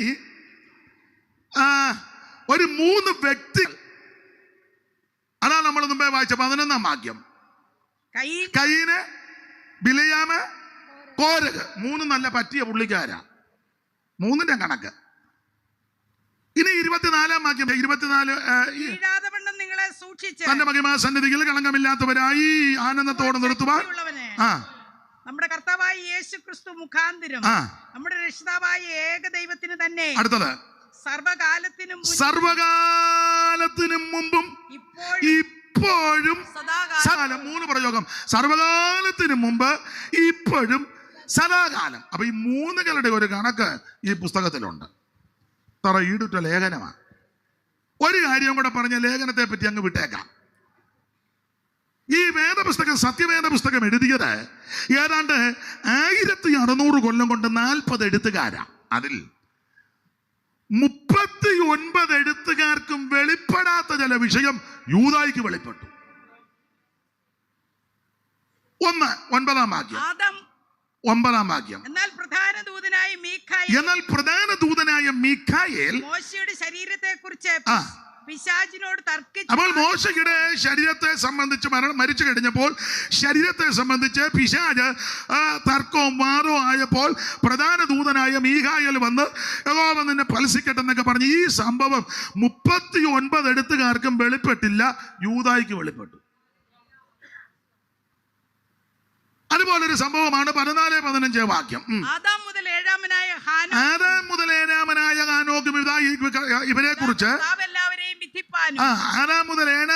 ഹാനോക്കും ഇവരെ കുറിച്ച് ഇതാ കർത്താവ് എല്ലാവരെയും വിധിപ്പാൻ അവർ അപക്തിയോടെ ചെയ്ത ഭക്തിവിരുദ്ധമായ സകല പ്രവൃത്തികളും നിമിത്തം ഭക്തികെട്ട ഭാവികൾ തന്നെ നേരെ പറഞ്ഞ സകല നിഷ്ഠൂരങ്ങളും നിമിത്തം ഭക്തികെട്ടവരെയൊക്കെയും ബോധം വരുത്തുവാൻ 1000 വിശുദ്ധന്മാരുടെ കൂടെ വന്നിരിക്കുന്നുവെന്ന് പ്രവചിച്ചു എന്ന് പറഞ്ഞാൽ ഹാനോക്ക് പ്രവചിച്ചെന്ന് യൂദായിക്ക് വെളിപ്പെട്ടു.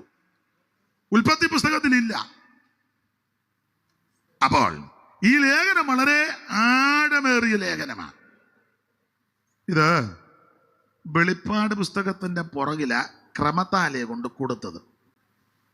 അതിനൊരു കാരണം, ഈ ലേഖനം അവസാനിപ്പിക്കുമ്പോൾ നിത്യത എന്ന പദം പറഞ്ഞ് നിർത്തിയിരിക്കുന്ന ലേഖനമാണ്. സർവകാലത്തിനും മുമ്പും അടുത്തതുണ്ട് സദാകാലത്തോളം. അത് നിത്യതയെ കുറിക്കുന്ന പദങ്ങളാണ്. അപ്പോൾ നിത്യത എന്ന പദം പറഞ്ഞ് നിർത്തിയിരിക്കുന്ന ലേഖനമാ യൂദയുടെ ലേഖനം. വെളിപ്പാട് പുസ്തകത്തിന്റെ പുറകിൽ കൊണ്ട് കൊടുക്കാൻ ക്രമപ്പെടുത്തി വെക്കാൻ കാര്യം, നിത്യത എന്ന പദമേ ഇതിനകത്ത് പറഞ്ഞിട്ടുള്ളൂ. അതെന്താണെന്ന് അല്പമെങ്കിലും വിസ്തരിച്ചിരിക്കുന്ന പുസ്തകം വെളിപ്പാടാണ്. ദൈവത്തിന് മഹത്വം. അപ്പോൾ വളരെ അനുഗ്രഹിക്കപ്പെട്ട ഈ ലേഖനം ആട്ടെ ഓടിച്ചു നിർത്താം. നമ്മൾ 11-ാം വാക്യമാണ് വായിച്ചത്. 3 വ്യക്തികളെ അവിടെ പരാമർശിക്കുന്നു. 1 കയീന്റെ വഴിയിൽ നടക്കുന്നവർ, 2 ബിലയാമിന്റെ വഞ്ചന, 3 കോരഹിന്റെ മത്സരം. ഇവിടെ കൂടുതൽ ദൈവമക്കളായതുകൊണ്ട് ആ നിലയിൽ 1-2 കാര്യം ചിന്തിക്കാതെ ഉചിതമാ. 1 കയീന്റെ വഴി. അങ്ങനെ നടന്നാൽ നശിച്ചു പോകും. എന്തുവാ ഈ കയീന്റെ വഴി? ഒറ്റ വാക്കി പറഞ്ഞു വിടാം, വിശദീകരിക്കാൻ നേരമില്ല. 2 പേരുടെ യോഗം നടത്താൻ പോയില്ലേ, യാഗം കഴിക്കാൻ പോയി. ഹാബേലും കയീനും.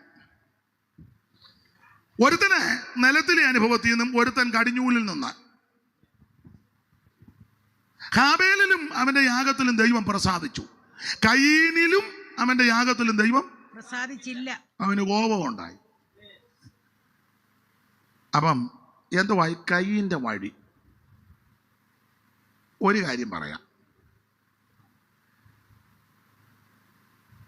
മൃഗത്തെ യാഗം കഴിക്കണമെന്ന പ്രമാണം, ലിഖിതമായ പ്രമാണമില്ലെങ്കിലും പ്രമാണമതാ. ലിഖിതമായ പ്രമാണം ലേവ്യ പുസ്തകത്തിലാണ് നമുക്ക് കിട്ടുന്നത്. പക്ഷെ മനസാക്ഷിക്ക് ഒരു പ്രമാണമുണ്ട്. ദൈവം കാണിച്ച മാതൃക പോലെ അനുഷ്ഠിക്കുന്ന പ്രമാണമുണ്ട്. ആദ്യ മാതാപിതാക്കളാകുന്ന ആദമിനെയും ഹവ്വയെയും പാപം ചെയ്തതിനു ശേഷം ദൈവം തോട്ടത്തിന് വെളിയിൽ വിട്ടപ്പോൾ വെറുതെ വെളിയിൽ വിട്ടില്ല. യഹോവയായ ദൈവം ആദാമിനും അവന്റെ ഭാര്യയ്ക്കും തോൽ കൊണ്ട് ഒരു ഉടുപ്പുണ്ടാക്കി. അപ്പൊ ആ തോൽ കൊണ്ട് ഉടുപ്പുണ്ടാക്കിയിട്ടുണ്ടെങ്കിൽ ഒരാട്ടുംകുട്ടി അറുക്കപ്പെട്ടിട്ടുണ്ട്. Praise the Lord. അതുകൊണ്ടാണല്ലോ വെളിപ്പാട് പുസ്തകത്തിൽ ഒരു പരാമർശം, ലോകസ്ഥാപനം മുതൽ അറുക്കപ്പെട്ട ലോകസ്ഥാപനം മുതൽ. അപ്പോൾ അമ്മ അഡ്ജസ്റ്റ് ചെയ്തൊക്കെ കാര്യം പരിഹരിക്കാൻ നോക്കി. അത്തിയല കൊണ്ട് അമ്മാമ്മയ്ക്ക് ഒരു മിടിയും അച്ചായനൊരു വെറുമൂടയും ഒക്കെ തള്ള പരുവത്തിനാക്കി. പക്ഷെ അതൊന്നും എന്തുവാ സക്സസ് ആയില്ല. ഒരു ഇംഗ്ലീഷ് ഇരിക്കട്ടെ. തെറ്റിയോ?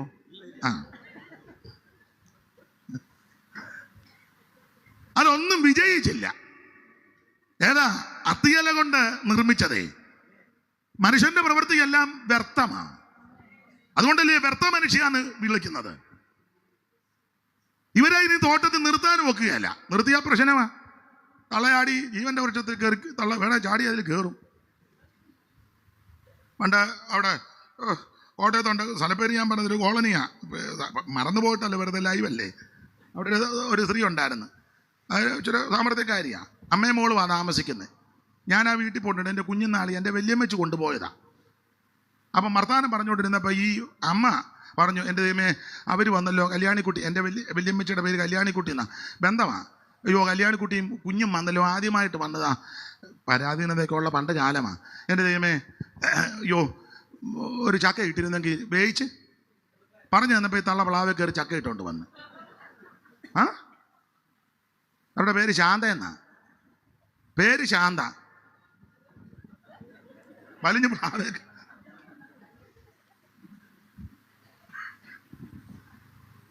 ചക്ക ഇട്ട് എൻ്റെ വല്യമ്മച്ചും കൂടെ കൂടി ആ ചക്ക അടത്തി പിറക്കി. അന്നേരം അവിടുത്തെ വല്യമ്മച്ചി പറഞ്ഞു, അയ്യോ തേങ്ങ ഇല്ലല്ലോടി. അന്നേരം അവർ തെങ്ങ കയറി. ഇവ നടന്ന കാര്യമായി പറഞ്ഞ് എന്ന് പറഞ്ഞതുപോലെ തോട്ടത്തിന് വെളിയിൽ വിട്ടില്ലെങ്കിൽ ഈ അമ്മ മിക്കവാറും ജീവവൃക്ഷത്തിന്റെ ഫലം പറിച്ചു തിന്നാൻ. പിന്നെ അമ്മ പാമ്പിന് നമ്പരുമൊക്കെ കൊടുത്ത് അവർ തമ്മിലാണ് ഇപ്പം മിസ് കോൾ വിട്ട് കളിക്കുന്നത്. പാമ്പ് പറഞ്ഞ് അയാൾ വെളിയിലോട്ട് പോകുമ്പോൾ എന്നെ വിളിക്കണം കേട്ടോ, മിസ് കോൾ തന്നാൽ മതി, ഞാൻ അന്നേരം സ്പോട്ടിലെത്തുവന്ന്. അവ ഈ അപ്പൻ രാവിലെ തൂമ്പായി എടുത്തോണ്ട് എൻ്റെ ഭാവനയാ കളിക്കാൻ വേണം എടാ പോയി ഈശോന്നോ രണ്ടുപേരോട് സംസാരിച്ചത് അങ്ങനല്ലേ, പിന്നെ എന്നാ ഈശോന്ന് വെക്കുന്നത്? വായിച്ച 3:1 മുതൽ അത് തെളിയിച്ചിട്ടേ ഉള്ളു. അടുത്തത് ദൈവം ഉണ്ടാക്കിയ എല്ലാ കാട്ടുജന്തുക്കളെക്കാളും പാമ്പ് കൗശലമേറിയതായി. അടുത്ത വാക്യം അത് സ്ത്രീയോട്, അച്ചായനോടല്ലോ. അതാ ഞാൻ പറഞ്ഞേ.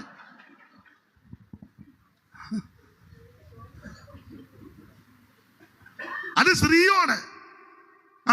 തോട്ടത്തിലെ യാതൊരു വൃക്ഷത്തിന്റെ ഫലവും നിങ്ങൾ തിന്നരുതെന്ന് ദൈവം വാസ്തവമായി കൽപ്പിച്ചിട്ടുണ്ടോ എന്ന് ചോദിച്ചു.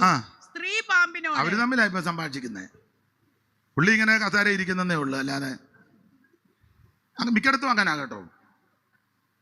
പാവത്താന് ഇടയ്ക്കിടയ്ക്ക് ഒരേ കാപ്പിയും കൊടുക്കും.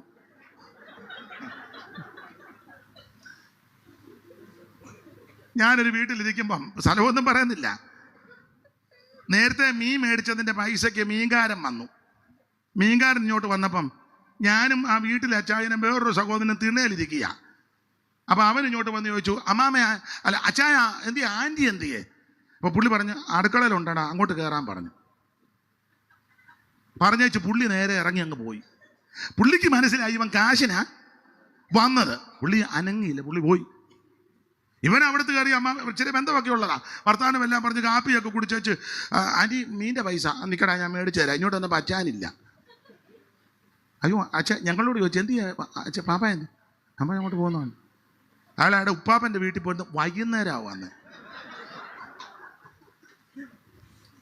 അപ്പം മീൻ കാശ് മേടിക്കാൻ വന്നാൽ പിന്നെ അങ്ങ് പോയി. ആൻറ്റി പിന്നെ തന്നാൽ മതി. തിരിച്ചു വന്നപ്പം പുള്ളിക്കാർ ചോദിച്ചു, നിങ്ങൾ എവിടെ പോയതാ? ജോഡി അവൻ വന്ന് നിന്നെയാ ചോദിച്ചാൽ ഞാൻ വടിക്കമ്പ് പോലെ വാതുക്കലിരിക്കുക. എന്നാൽ പിന്നെ എന്നോട് അവൻ ചോദിക്കണ്ടേ കാശ്? പാപ്പ ഞാൻ കാശിന്. അവൻ വന്ന് പറഞ്ഞു, ആൻറ്റി എന്ത് അടുക്കളയിലുണ്ടെന്ന് പറഞ്ഞ് ഞാനങ്ങ് പോയെന്ന് പറഞ്ഞു. ഇത് തന്നെ തോട്ടത്തിലും. ഈ പാമ്പ് തോട്ടത്തിൽ വന്നപ്പോൾ ഈ തള്ള പറയണ്ടേ, എടാ അച്ചായൻ വൈകുന്നേരം വരും, എന്നാൽ ഇങ്ങോട്ട് വന്നാൽ നമുക്ക് സംസാരിക്കാം. പ്രഷരം തീർന്നില്ലേ? ഒരു 10 മണി കഴിഞ്ഞ് വിളിക്കാൻ പറ.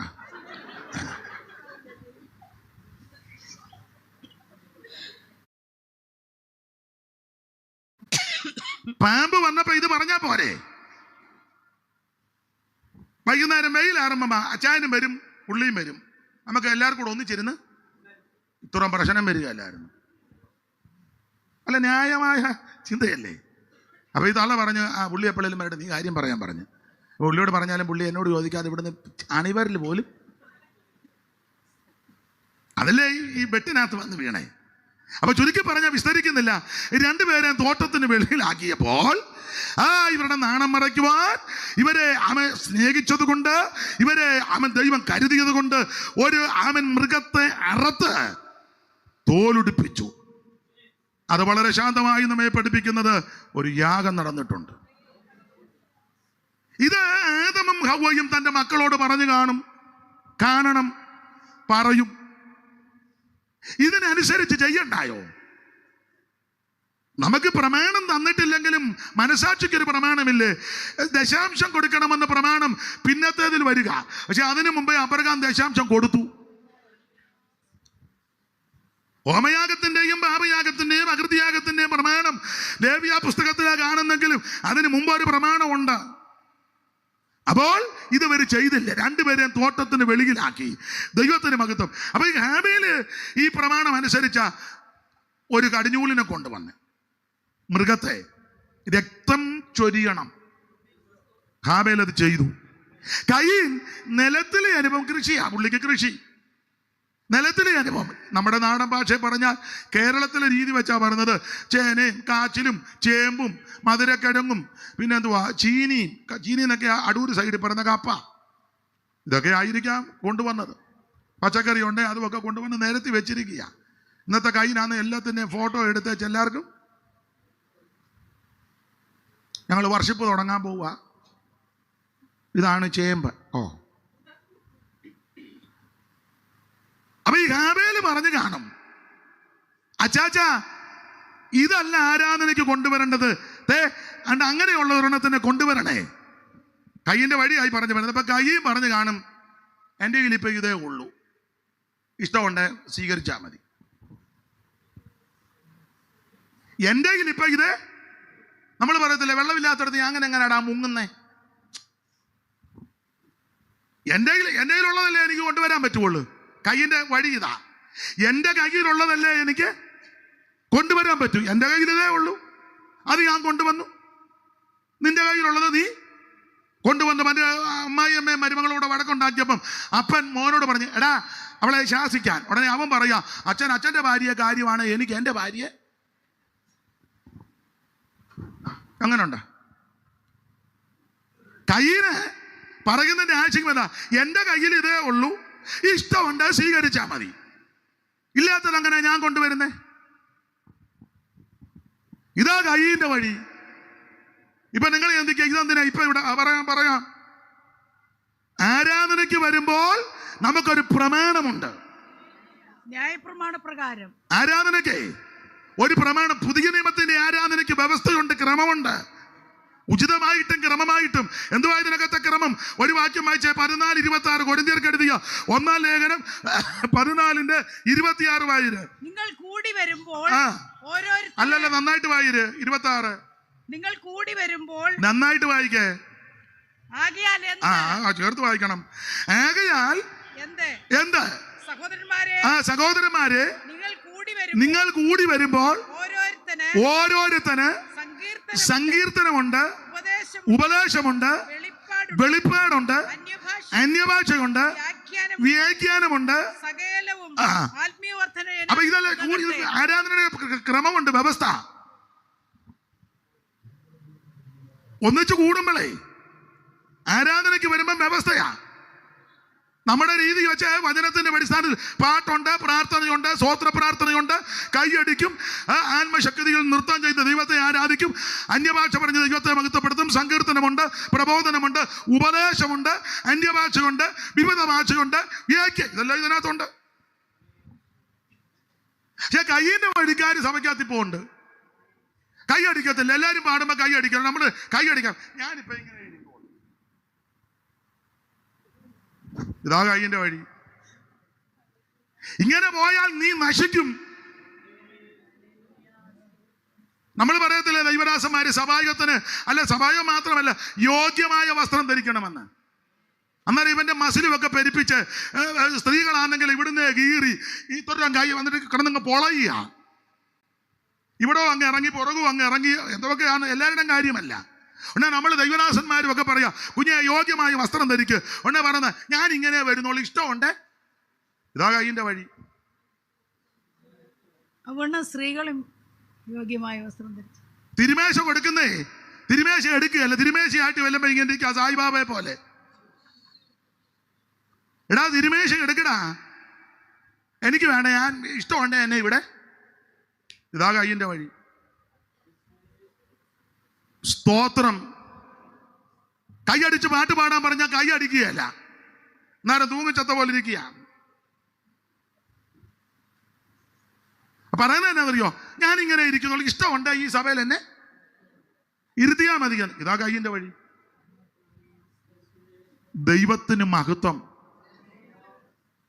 നിന്റെ ഇഷ്ടമല്ല, നമ്മുടെ ഇഷ്ടമൊന്നുമല്ല. ദൈവം വെച്ചിരിക്കുന്ന പ്രമാണപ്രകാരം വേണം ദൈവത്തെ ആരാധിക്കാൻ. സഭയിലുള്ളവരുടെ ഇഷ്ടത്തിനല്ല ദൈവത്തെ ആരാധിക്കുന്നത്. പാസ്റ്ററുടെ ഇഷ്ടവുമല്ല, സെക്രട്ടറിയുടെ ഇഷ്ടവുമല്ല, ട്രഷററിന്റെ കമ്മിറ്റിക്കാരുടെ ഇഷ്ടത്തിനനുസരിച്ചല്ല. ആൾക്കാർ കൂടി ഇപ്പം അങ്ങനെ ആണല്ലോ ഇഷ്ടം. നമ്മുടെ ഇഷ്ടമനുസരിച്ച പ്രസംഗത്തിന് തന്നെ എന്തുവാ ഇനി വലിയ വലിയ കൺവെൻഷനൊക്കെ ഇത് കൊടുക്കുമല്ലോ, വിഷയം തീം. അവരെല്ലാം കൂടെ കൂടിയിരുന്നെങ്കിൽ പിന്നെ വരുന്നവരെല്ലാം പ്രസംഗ മത്സരമാണ്. കേൾക്കാൻ വരുന്നവരെല്ലാം മാർക്ക് ഇട്ടു. ഇന്നലത്തതായിരുന്നു, മിനിഞ്ഞാന്നത്തു. ഇവനിങ്ങനെ പെടല് വെട്ടിക്കുന്നതില്ലാതെ ഇവൻ ഗുണമാകുന്നുമില്ല. എല്ലാ യോഗത്തിനും പെടല് വെട്ടിച്ചേച്ച് മത്സരമല്ലേ. ചിലടത്തൊക്കെ വലിയ വലിയ കൺവെൻഷനെ പ്രസംഗിക്കണമെങ്കിൽ കാശ് കൊടുക്കണം. വെളിയിൽ നിന്നൊക്കെ ചെല്ലി വരുമ്പോൾ ഇതെന്നൊക്കെ പറയാനും ഒന്ന് വർത്താവിത്തായ പറയുന്നത്. പിന്നെ നമ്മൾ കേട്ട് അപ്പം പറയാം, ജോർജ് കുട്ടി മിണ്ടായിരിക്കും, കാശ് പുള്ളിയിറക്കി കളിക്കുക എന്ന് പറയും. ഇതെല്ലാം സഹിച്ച് നമ്മൾ ഇരിക്കുക. കയ്യിന്റെ വഴിയിൽ നടക്കരുത്. ആരാധന നമ്മുടെ ഇഷ്ടത്തിനല്ല, നമ്മുടെ പ്രമാണവുമല്ല, ദൈവം വച്ചിരിക്കുന്ന പ്രമാണമാണ്. അപ്പോൾ നമ്മുടെ ഇഷ്ടം അതാ കയ്യിന്റെ വഴി. അങ്ങനെയുള്ള വഴിയിൽ കൂടെ പോയാൽ ഞാനും നിങ്ങളും നശിക്കും. ആരാധനയ്ക്കൊരു ക്രമമുണ്ട്. എബ്രായർ 9:1 വായിച്ചേ. ആദ്യ നിയമത്തിനും ആരാധനയ്ക്കുള്ള ചട്ടങ്ങൾ, അങ്ങനല്ലയോ? എബ്രായർ 9:1. എന്നാൽ ആദ്യ നിയമത്തിനും ആരാധനയ്ക്കുള്ള ചട്ടങ്ങളും, ആരാധനയ്ക്കുള്ള ചട്ടങ്ങൾ. പ്രിയരെ, ആരാധനയ്ക്ക് ചട്ടമുണ്ട്, പ്രമാണമുണ്ട്, ക്രമമുണ്ട്. ചില ആൾക്കാർ ധരിച്ചേക്കുന്നത് പെന്തിക്കോസ് എങ്ങനെയായാലും ഒക്കെ. അല്ല, ഇതിന് പ്രമാണമുണ്ട്. പക്ഷെ ഇപ്പൊ കുറെ ആൾക്കാർ ഇറങ്ങി ഇത് എങ്ങനെയായാലും ഒക്കെ ഇട്ട് ആക്കുക. അങ്ങനല്ല, ഇതിന് പ്രമാണമുണ്ട്. നീ മാനസാന്തരപ്പെട്ട് യേശുക്രിസ്തുവിനെ രക്ഷിതാവായി സ്വീകരിക്കണം. തീർന്നില്ല ഇതിന്റെ പ്രമാണം. വെള്ളത്തിൽ മുങ്ങി പിതാവിന്റെയും പുത്രന്റെയും പരിശുദ്ധാത്മാവിന്റെ നാമത്തിൽ നീ സ്നാനപ്പെടണം. തീർന്നില്ല, നീ അഭിഷേകം പ്രാപിക്കണം. ഈ അഭിഷേകം സഭക്കാരുടേതല്ല, ദൈവത്തിന്റെ ദാനമാ. ഇത് ദൈവത്തിന്റെ പരിശുദ്ധാത്മാവാ. ഇത് പത്തിച്ചിറയോനാച്ചൻ നന്നയിച്ചു പോയതോ മാങ്ങാനം ജോസഫ് എന്നതോ വാര്യാപുരം കൊണ്ടുവന്നതൊന്നുമല്ല. കുക്കു സാഹിബ് അമേരിക്കന്ന് കൊണ്ടുവന്നതല്ല. ജോർജ് ബർഗ് മേരി ചാമാനും മാവേലിക്കരെ കൊണ്ടുവന്ന് ഇറക്കിയതുമല്ല. അവരല്ലയോ മാവേലിക്കരെ വന്നേ? വന്നില്ലേ? ഇത് നോയൽ സാഹിബോ ഏകൽ സാഹിബ് കൊണ്ടുവന്നതല്ല. ഇത് സാഹിബിന്റെ മാർഗമല്ല. ഒരുത്തരം ഇത് ദൈവത്തിന്റെ ദാനമാണ്. ആഗ്രഹിക്കുന്ന ആത്മാക്കളെ ദൈവം തൃപ്തിപ്പെടുത്തും. Price the Lord. എന്നിൽ വിശ്വസിക്കുന്നവന്റെ ഉള്ളിൽ നിന്ന് തിരുവെടുത്ത് പറയുന്നത് പോലെ ജീവജലത്തിന് നടികൊടുക്കണം. നീ അഭിഷേകം പ്രാപിച്ച് ദൈവത്തെ ആരാധിക്കണം. സഭയിലുള്ള സകല എണ്ണോ അഭിഷേകം പ്രാപിക്കണം. ഇതേ കൈയടിക്കത്തുമില്ല, പാടുകയില്ല, പ്രാർത്ഥിക്കുക. ഒന്ന് സഭായത്തിന് വരികയല്ല. അഥവാ വന്നാൽ സഭായം തുടങ്ങി കുറെ കഴിയുമ്പോൾ ചങ്ങാടം തള്ളിക്കോട്ട് വരുന്നത് പോലെ കയറി വരും. കയറി വന്നാലോ കാലും വെച്ച് തള്ളവല്ലും മറപ്പിച്ച് ഇവനെയല്ല എന്തിക്കോസ്. എന്നാ പറഞ്ഞേ? അത് ഞാൻ മടിക്കു കൂടെ പറയണോ? നിങ്ങൾ പറഞ്ഞെന്നും പറഞ്ഞേ പറയുള്ളൂ. പറയണോ? എടാ, ഇത് പെന്തിക്കോസാ. എല്ലാരും പാട്ട് പാടുമ്പോ നീ രാമങ്കാക്ക ഇരിക്കുമ്പോൾ ഇരിക്കരുത്. രാമങ്കാക്ക വാർത്തണ്ടായിരിക്കുന്ന കണ്ടിട്ടില്ലേ? ഞാൻ സ്റ്റേജാ ഇരിക്കുന്നവരോടൊക്കെ ചെല്ലും പറയും, സ്റ്റേജാ ഇരിക്കുന്ന ചിലർ പാടുകയില്ല, പ്രാർത്ഥിക്കുക. ഉമ്മ വന്ന് ഞാനാണ് മിക്കതിനെ ഇറക്കും. ഇവിടെ പ്രസംഗിക്കുന്നവനാന്നേലും കൊള്ളാം, കേൾക്കുന്നവരാന്നേലും കൊള്ളാം, തിരുമേനിയാന്നേലും കൊള്ളാം. ഇവിടെ അതൊന്നുമില്ല. സകലരും ദൈവത്തെ ആരാധിക്കണം. പ്രസംഗിക്കാൻ ചിലപ്പോൾ എല്ലാവർക്കും ഒത്തൊന്നോ സമയം കിട്ടിയെന്ന് വരികയല്ല. പ്രാർത്ഥിക്കാൻ ചിലപ്പോൾ എല്ലാവർക്കും അവസരം കിട്ടിയെന്ന് വരത്തില്ല. വാക്യം വായിക്കാനും ചിലപ്പോൾ എല്ലാ അവസരം കിട്ടിയെന്ന് വരത്തില്ല. പക്ഷെ ആരാധിക്കാൻ എല്ലാവർക്കും അവസരമുണ്ട്. ദൈവത്തെ ആരാധിക്കാൻ എല്ലാവർക്കും അവസരമുണ്ടെന്ന്. ഇന്ന് രാത്രി ഇത് പെന്തിക്കോസ് ആരാധനയാ. നീ അഭിഷേകം പ്രാപിച്ച് വേണം ദൈവത്തെ ആരാധിക്കാൻ. സഭയിൽ വരുന്ന ഈ അഭിഷേകം പ്രാപിക്കാത്തവനെ ഒന്നും കമ്മിറ്റിയിൽ എടുക്കരുത്. അവനെ സെക്രട്ടറിയാ കമാൻഡറാന്നും പറഞ്ഞ് വന്നിരുന്ന പോടാന്ന് പറയണം.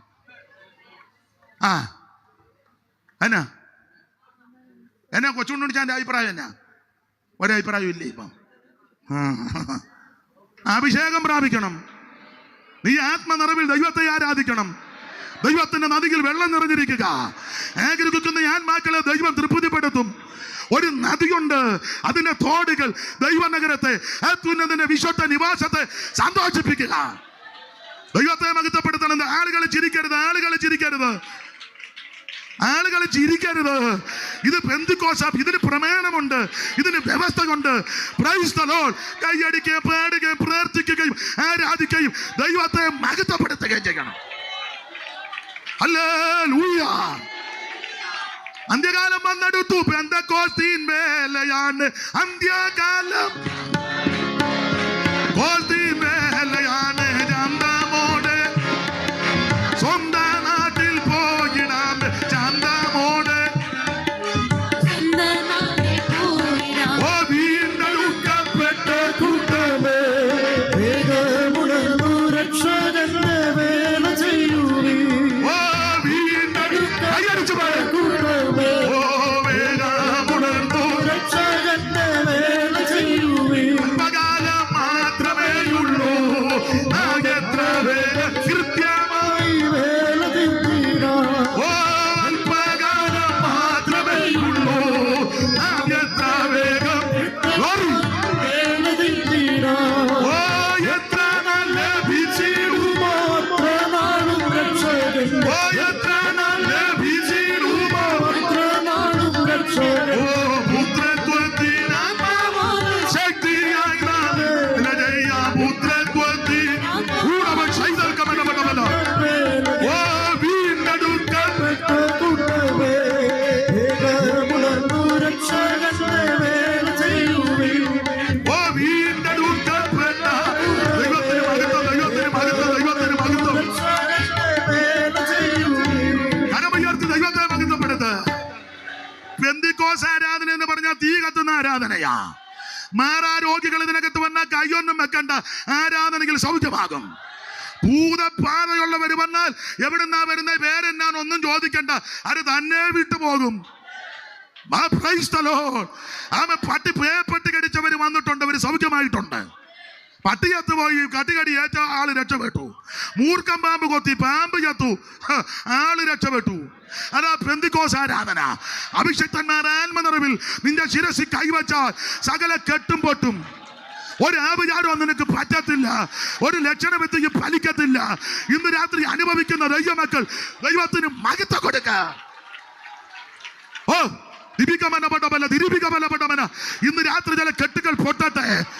ദേശത്തിന്റെ വ്യാപാര ശക്തികൾ വടക്കിനോട് തരികയെന്നും തെക്കിനോട് തടുത്തു വെക്കരുത്. ഇന്ന് രാത്രി ജനത്തെ തടയുന്ന ദേശാധിപതികളുടെ ശക്തികൾ, ചെറുകോലിനെ അടക്കി ഭരിക്കുന്ന ദുഷ്ട ശക്തികൾ, ഇന്ന് രാത്രി വിടുതൽ വിടുതൽ വിടുതൽ. വടക്കിനോട് അവ തരിക, തെക്കിനോട് തടുത്തു വെക്കരുത്. ഇന്ന് രാത്രി ദേശത്തിന്റെ കെട്ടുപൊട്ടട്ടെ. അന്യായ ബന്ധനം ഇന്ന് രാത്രി അഴിയട്ടെ.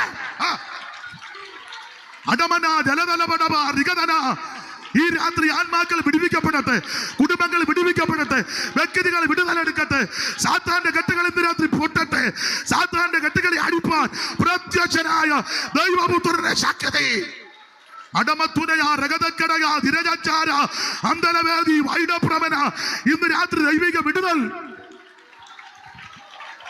ദൈവത്തെ മഹത്വപ്പെടുത്ത്, ദൈവത്തെ ആരാധിക്ക്. ഇന്ന് രാത്രി ദുഷ്ട വ്യാപാരങ്ങൾ കൃപ കൃപ ദേശത്തിന്റെ പള്ളക്കാടുകളെ ഇളക്കട്ടെ. ദേശത്തിന്റെ പള്ളക്കാടുകൾ ഇളകട്ടെ. ആഭിചാരത്തിന്റെ ശക്തികൾ അടിക്കട്ടെ. ദേശം കൈയടക്കി വെച്ചിരിക്കുന്ന, ദേശത്തെ പിടിച്ചു വെച്ചിരിക്കുന്ന ദുരാത്മ വ്യാപാരങ്ങൾ ഇന്ന് രാത്രി അടിയട്ടെ. ഓടാറ സന്തല ജലാധാര അടമന ദുരബലപടമന. ഇന്ന് രാത്രി വന്നത് പോലെ തിരിച്ചു പോകരുത്.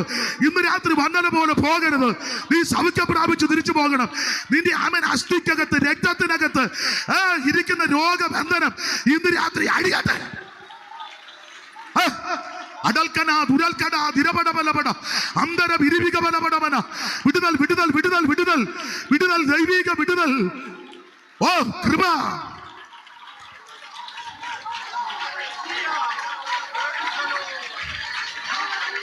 ദൈവത്തിന് മഹത്വം, ദൈവത്തിന് മഹത്വം, ദൈവത്തിന് മഹത്വം, ദൈവത്തിന് മഹത്വം, ദൈവത്തിന് മഹത്വം, ദൈവത്തിന് മഹത്വം, ദൈവത്തിന് മഹത്വം, ദൈവത്തിന് മഹത്വം, ദൈവത്തിന് മഹത്വം, ദൈവത്തിന് മഹത്വം, ദൈവത്തിന് മഹത്വം. ഓ ജീസസ്, നന്ദി കർത്താവേ, നന്ദി കർത്താവേ. ദൈവത്തിന് മഹത്വം, ദൈവത്തിന് മഹത്വം. ഈ സഭ വിടുവിക്കപ്പെടട്ടെ, ഈ സഭയിൽ ആത്മാക്കൾ വരട്ടെ. ഈ സഭയിൽ ആത്മാക്കൾ വരാതിരിക്കാൻ തടസ്സമായി വ്യാപരിക്കുന്ന ദേശത്തിന്റെ കെട്ടുകൾ ഇന്ന് രാത്രി അടിയട്ടെ. വടക്കിന്നും തെക്കിന്നും ആത്മാക്കൾ കടന്നു വരട്ടെ. കുടുംബങ്ങൾ വിടുതൽ പ്രാപിക്കട്ടെ. സമീപ ഭവനങ്ങൾ വിടുതൽ പ്രാപിക്കട്ടെ. ഈ സമീപ ഭവനങ്ങളിൽ ദൈവ പ്രവൃത്തി വെളിപ്പെടട്ടെ. അന്തരാ ജലാധാര വൈഡപ്രമനപടബല അന്തൽ വിരിവിരിവികബലപട. ഇന്ന് രാത്രി ദൈവം അത്ഭുതം ചെയ്യുന്ന രാത്രി. ഇന്ന് രാത്രി ദൂതനെ ദൈവം അയക്കട്ടെ. അതിവേഗത്തിലോടുന്ന ദൈവത്തിന്റെ വചനം, എന്റെ വായിൽ നിന്ന് പുറപ്പെടുന്ന എന്റെ വചനം വെറുതെ എന്റെ അടുക്ക വരത്തില്ല. അയച്ച കാര്യം സാധിപ്പിക്കും, ഇഷ്ടമുള്ളത് നിവർത്തിക്കും. ഇന്ന് രാത്രി ദൈവശക്തി. ദൈവത്തിന് മഹത്വം, ദൈവത്തിന് മഹത്വം, ദൈവത്തിന് മഹത്വം. ജനത്തെ അനുഗ്രഹിച്ച് പ്രാർത്ഥിക്കുന്നു, ജനത്തെ അനുഗ്രഹിച്ച് പ്രാർത്ഥിക്കുന്നു. ദേശത്തെ വിടുവിക്കണമേ, ആത്മാക്കളെ തരണമേ, കുടുംബങ്ങളെ വിടുവിക്കണമേ. ദേശത്തിന് കെട്ട് ഇന്ന് രാത്രി പൊട്ടട്ടെ.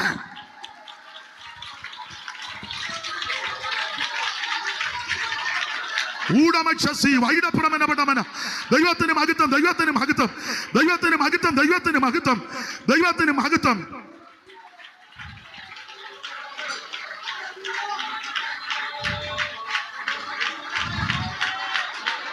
കൃപ, ദൈവകൃപ, ദൈവകൃപ.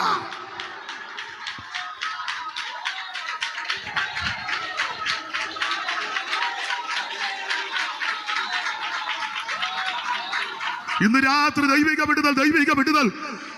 എല്ലാ കെട്ടുകൾ ഇന്ന് രാത്രി പൊട്ടട്ടെ. ആഭിചാരത്തിന്റെ, മന്ത്രവാദത്തിന്റെ, ദേശാധിപതിയുടെ ശക്തികൾ എല്ലാം ഇന്ന് രാത്രി അഴിഞ്ഞു മാറട്ടെ.